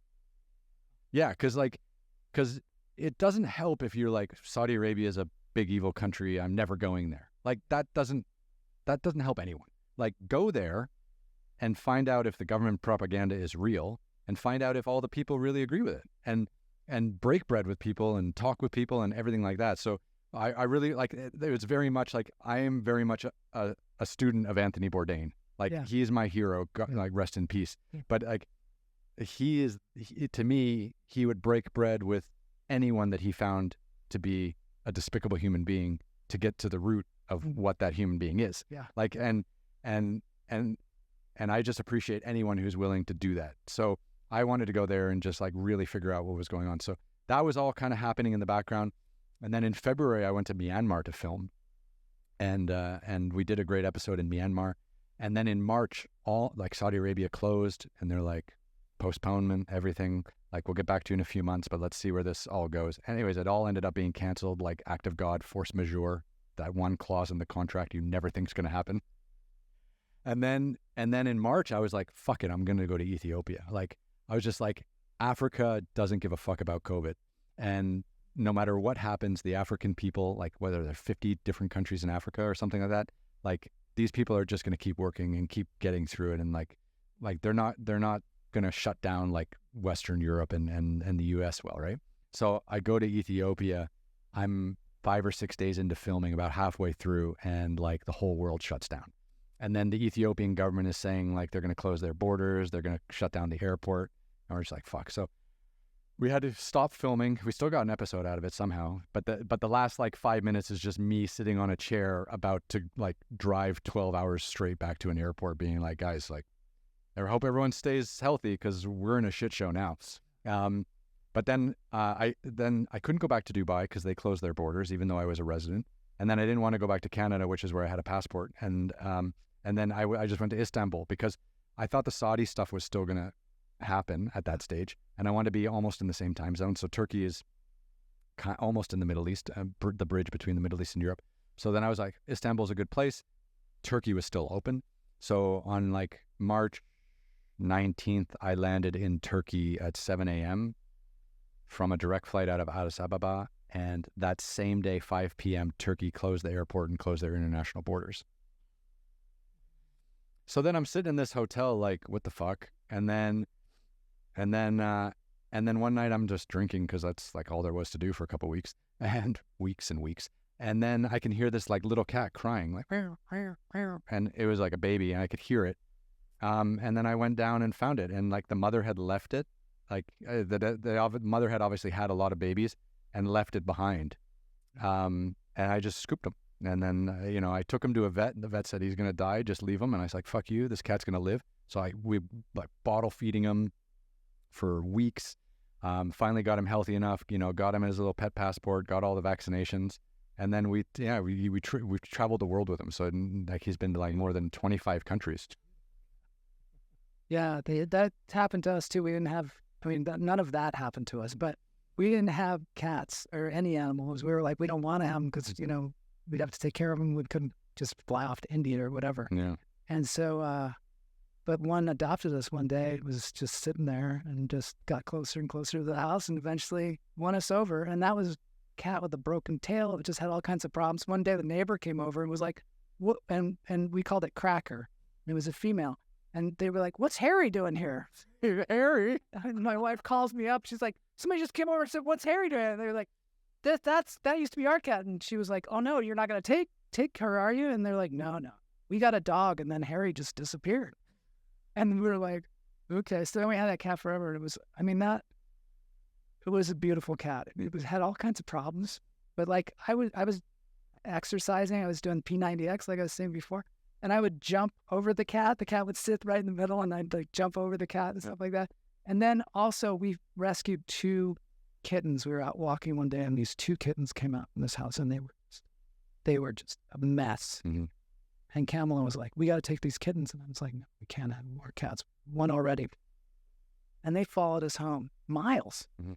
Just followed us home, these 2 little, and we took them to the vet. Same thing. They said, we got to put these cats down there. And we had those cats. One lived to be 11 years old, and the other one just died like 2 months ago. I'm sorry. Yeah, it's hard. I bet. Yeah. Fuck people. Yeah. Cats is like, whew. Yeah, I really value the relationship I have with the cats. I have one named Charlie now that is just, like my familiar. He's around all the time and talk to him. And, people don't understand that don't have cats like that. It's funny. I have this dream that whenever I land like Joe Rogan money, at any time, I'm going to buy a home in the Hollywood Hills, and I'm going to have it and I'm going to turn it into a cat sanctuary. Oh, nice. So the home will have like a on-site vet. The goal is to have stray cats and any cats that just don't have homes, and just to try to have as many cats as possible, but then also to open up the venue to weddings and parties, and also as an Airbnb. Yeah. Because people have no idea how soothing and calming cat presence can be. Yeah. Especially if you have anxiety, if you have depression, ADHD, like any of these things, like cats can really be helpful to people like that. So yeah. I just don't think people that don't have cats just understand it, and dogs, of course, are like that as well. Yeah. You have to work a little harder for cats. I appreciate that. You too. You have to work a little harder. They don't always act like humans. No, it's not. So look, where can people find, what do you got coming up in the next couple months? Where can people find out everything about you? My show, the live show that's happening at the Yard Theater in Hollywood on December 6th. You go to joelmarshall.com. It's super easy. Everything's there. My show, Lunch Therapy, is also available. We live stream Tuesdays and Fridays at noon and PST. Pacific time. Yeah, and there's a pretty active chat room. And on Tuesday, a lot of times I'll do contests and whatever kind of fun stuff. And it's just the motto is, or the slogan is, take a break from the crap. There's a lot of it these days. There's a lot of it. We just went through an election. I know. Yeah. So there's a lot of crap out there, and this is just a little place for everybody to get in. And also, it's a good place for people that are performers and people that are content creators to kind of build a community. You know, I mean, imagine how many, in 605 episodes, we've had something like 280 guests or something like that. That's incredible. And a lot of them are just amazing people. And during COVID, there was so much access to people too that it was really We were all just bored. just During COVID, I did something called the COVID calls, where I would call all my friends live on Instagram and just have like 1 hour chat, because they used to have a limit on Instagram lives. It was 60 minutes. And I used to have 60-minute chats once a day with all my friends. And I did 100 episodes in 100 days to get through COVID so I wouldn't lose my fucking mind. Yeah, it was therapeutic for me. Yeah. That's the name Lunch Therapy came out of. Somebody in the chat room was like, I think you should call this therapy because this is therapy. And then also there's categories of things like in LA, there's a huge clown movement that's going on right now. That's it's actually avant-garde theater, or it's a mixture of improv and stand-up comedy. It's a weird mixture that comes out really cool. Clowns scare me, though. You're going to have to really sell this. Clowns, yeah. So it's not necessarily clowns, but anyway, they call it clowning. And I have a bunch of those people on there. There's like a playlist of that. There's a playlist of comedy coaches too, which is also really interesting, and acting coaches. So there's all kinds of different rabbit holes that you can go down where you learn a lot. That's important, because a lot of people are like looking for resources and they just can't find them, right? Like I always try to tell people, like I had a writer join me like a few days ago, and he was just telling me like how hard it was to write as a kid, like, and to find the time and to find the energy and to find the focus, and like how many kids out there don't know, might want to be writers and don't have any resources to find anything, right? Well, yeah, you know, I have a fan, my oldest fan is this guy named Ben Gurbich in Australia. He's my friend. He listened to Fat Free Film, and he was like a fan, and he came to the United States and he sat in on a podcast. It was really fun. But he had said that this was a long, long time ago. He said he was listening to the podcast and he realized, and he might have been listening to like Peter Bogdanovich or somebody, or Leonard Nimoy. He said he realized all these people are just like me. They just take the steps to become them. And he said, I'm going to take the step. And he quit his job at Radio Shack and he became a cinematographer, and he's been doing that ever since. He just had a baby. Wow, fantastic. Yeah, and I'm like, those kind of stories make it all worth it. Mm-hmm. There was another guy who was doing a show. He said before his play every night, he would listen to that podcast while he was putting his makeup on. And he said it just really just helped him with his performance, and he learned so much from all these people. And that's the major purpose. Yeah. When you can like actually make positive, impactful changes in people's lives. Yeah. There's a lot of people in the chat room of my show that have gone on to become stand-up comedians. And then also I met Mike Knox that way, and he's like killing it with the acting right now. Yeah. So it's just, that's what makes me, that's goal. That man has been through a lot. It's been through a lot. I love him. He's so sweet. That's why I love hearing what he had to say on your show, because I was kind of like, oh, wow, this guy has been through a lot of crap. Let's take a break. I love going back into people's lives because, and I try to like semi-prepare that for people. And after like 100+ episodes now, people should fucking get the hang of it, that if you're coming on, we're going to talk about your childhood. But this one guy, Chris Payne, a really well-regarded documentary filmmaker here in LA. You know, we got into his past, and it was kind of intimidating because he came and he had his PR lady here, and I'm not sure if I should say that, but yeah, it's a lot of people. I have to bring in a second chair sometimes if people, But we started talking about it, and he was like a journalist. He was like doing cinematography, like, you know, in Europe, like when the Berlin Wall fell and all this stuff. And he goes, I haven't talked about that in like 20 years. And I'm like, that's the good stuff. Like you were there, like you were in Germany, like when the Berlin Wall fell, and you were like reporting on it and stuff like this. And he's like, no one's ever asked me about that. And I was like, again, it's building this time capsule, right? Like I went to the Berlin Wall too, just right before it came down, and I spoke some German because that's what I took in high school because it was funny. She was a really funny teacher, so I learned a lot of German. So I was able to talk to the people and they were like, that's not going to come down for 100 years. Mhm. And a month later, I was in Chicago Mhm. and I opened up the Chicago Tribune and it says Berlin Wall comes down. I actually cut it out from the paper and put it on the wall because I didn't believe it. I was like, I had to stand back and look at it. Fake news. I was like, this is fake news. There's no way that thing could come down. But yeah, that was amazing. Yeah.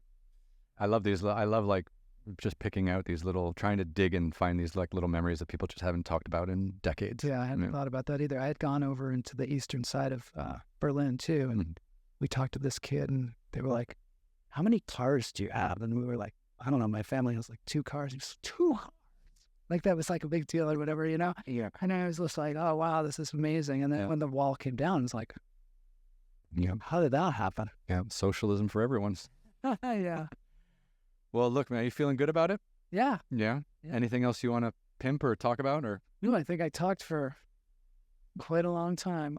We're 2 hours in. Our timer's right there, 2:10. Yeah. I never looked. No. I was like, I'm not going to look. I always look because I like to make sure, obviously, that's red because that means we're recording, and then I always keep my eye on the levels. I always go an hour, then I try to cut it off in an hour. Mhm. So this is really nice. Yeah. Really nice. I would love to have you back on again in the new year. We can talk about, other things you're working on or when things kind of, I would love to actually pick your brain too about some of the live stuff you're doing because I'm really getting into that. Like 2025 is going to be a big live performance year for me for sure. Great. Yeah. Great. I got to get more I'm making it my personal fucking mission to get more Americans passports so they can travel around the world and understand where America fits in the rest of the world so they can come back nicer people. That's the one thing about the time now is that I'm not traveling as much as I used to travel. I used to go to India like every few years. Mm-hmm. Used to go to Europe all the time. Went to Dubai. Went to, just travel all over the world. I haven't been ever since COVID. I mean, I just got back from New York, but it was because of my sister-in-law's sick. But I just miss it so much. But I also feel like I can't do it. Well, the costs have gone up. It's like so outrageous. Yeah, the travel inflation is unbelievable. Like, I mean, even just to fly around the United States is 4x what it was before COVID in some like some of these flights. You know what was interesting though, is food in New York City seems to be less expensive than it is here. Really? I went to Cantor's. Camel and I went to Cantor's on the day before we left, and we got 2 bowls of chicken soup. It's like $60. Yeah. Went to New York. We had this whole dinner, and it was like $50.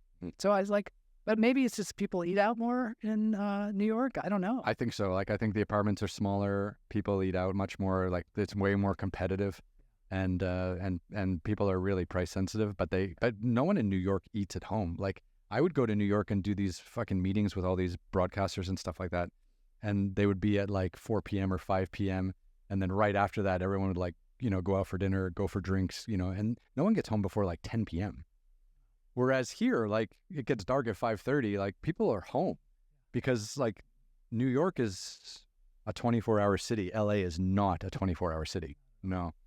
And I like that about it here. Like it's, things quiet. I mean, West Hollywood's West Hollywood, but like things quiet down at 10 p.m. And if you want to have a night where you're out all night, you can do it in LA if you want to. Well, P. Diddy's in a bit of trouble right now. His place used to be the place to go. But there's always some place to go. Maybe not P. Diddy's, but I know in my 20s I would work. I mean, I'd work it all night. We'd be in places and at people's houses. And if you want to stay up all night, you can do it. Just find a way. I can't wait for this podcast to become more popular so people can go back and cancel me for comments like that. Right. Did you ever hear Jimmy Carr talk about when he's going to get canceled? No. So Jimmy Carr has this thing. I don't know if you can find it on YouTube. I'll send you the link. He's like, I'm going to get canceled. I know it. And he goes, but I'm going to get canceled for something I've already said. Yeah. So some fucking woke archaeologist is going to go back through all of my fucking like 20 Netflix specials that I've done and find one thing that I said, which might have been topical in the moment, but doesn't, relate to where we are in today's age. Imagine what canceled will be then. He said he ate chicken. He ate an animal. Oh my God. You know what I mean? Like someday that'll be. Yeah. We've killed so many animals on my TV show just to eat them. Like, and of course, like if you're in the Middle East or you're in parts of Africa and stuff like that, like if you're a guest in someone's home, it's a huge honor for them to slaughter a goat or a sheep on your behalf so that not only you can eat, but the whole family can like relish in having a guest. And it's ridiculous for you to say no to that. Yeah. And it's just, and it's just like, well, everyone in LA is going to be pissed off now. Yeah. Yeah. So this is easy to get canceled. So easy to get. Sure. One of the things that's great about a podcast too is I don't know how long it'll be out there. Like you kind of live a life on like a 605 episodes that I've done. It's like you get to share your life experience. And I like my sister-in-law has cancer really bad right now, but I was so glad that I interviewed her on my show because at least I have that. Or like Stuart Stern, the guy I was telling you about, I have 2 hours of an interview with him that will always be there. Hopefully, I mean, how long it'll be there, but it'll be. I think those conversations are the most important. Like obviously it's terrible to hear that your sister's so sick, but like getting a chance to really have a heart-to-heart conversation in a public space about how difficult that is for her and the whole family, and like the fear and the challenges with the medical stuff. Like no one talks about that.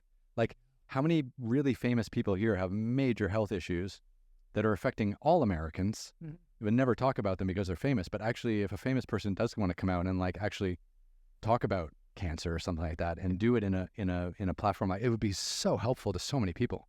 Yeah. Because famous people are fucked up, but we all hold them in high esteem, which we shouldn't, but we do. Yeah. But you know, like it can help destigmatize, you know, talking about death. And like I've had so many people on this podcast actually come and like talk about like the afterlife, is there real like life after death and stuff like that. And there's some of my favorite episodes because you get to realize like how much we're all just afraid. And if there is life after death, or somehow our consciousness elevates this meat suit that we're in and can go somewhere else and still like live on, then we don't have to be afraid anymore. I know. That's why I choose to believe that. I don't know how it exists. I don't know what it is. But I'm like, why would you choose the other way? Yeah, just nothing. You're afraid you're going to die and be like, I was wrong, and you're going to look bad because you were wrong. If you don't exist, look bad. So why not think that something good's going to happen? Afraid you're going to waste your life because you think something's going to be better afterwards. I'm certainly not going to waste my life. I love that. But I'm going to enjoy it and be happy. And I think that I listened to Bill Maher on WTF, and at the end of that interview, Mark Maron was asking him about how he doesn't believe in God, and it got depressing because Bill was kind of confronted with he's going to die and that's going to be the end. And I just think, why not be happy, Bill? Well, he's put together, I mean, he's got a body of work that'll last a long time. He does. Yeah. Right. He will live on. That's an interesting statement. Well, no, because like, you know, I remember one of the things I love doing in the evening is having a whiskey, right? Yeah. And I watch old Letterman interview, cause they're all on YouTube now, right? So like you watch Drew Barrymore, Flasher, and like all these famous, conversations, but like Letterman's one of my favorite comedians of all time. Yeah. And obviously he was a television host for decades, but all that stuff lives on, and I still love watching it because it makes me fucking laugh so much. The way he just like, sometimes he'll have this like big A-list celebrity and he'll just cut them up in front of them just for the sake of it. Like they've come, they're all shiny, they're here to promote their first big movie, and I feel like he had a lot to do. You know, I grew up during the grunge period in Seattle. I feel like he had a lot to do with that kind of cynical nature that we had at that time, you know? He picked it up. Yeah, I mean, we were all watching that when we were, like, teenagers or whatever. And it was really, he picked up on it. And that really, so I love watching that too. And, he was innovative. He made his mistakes.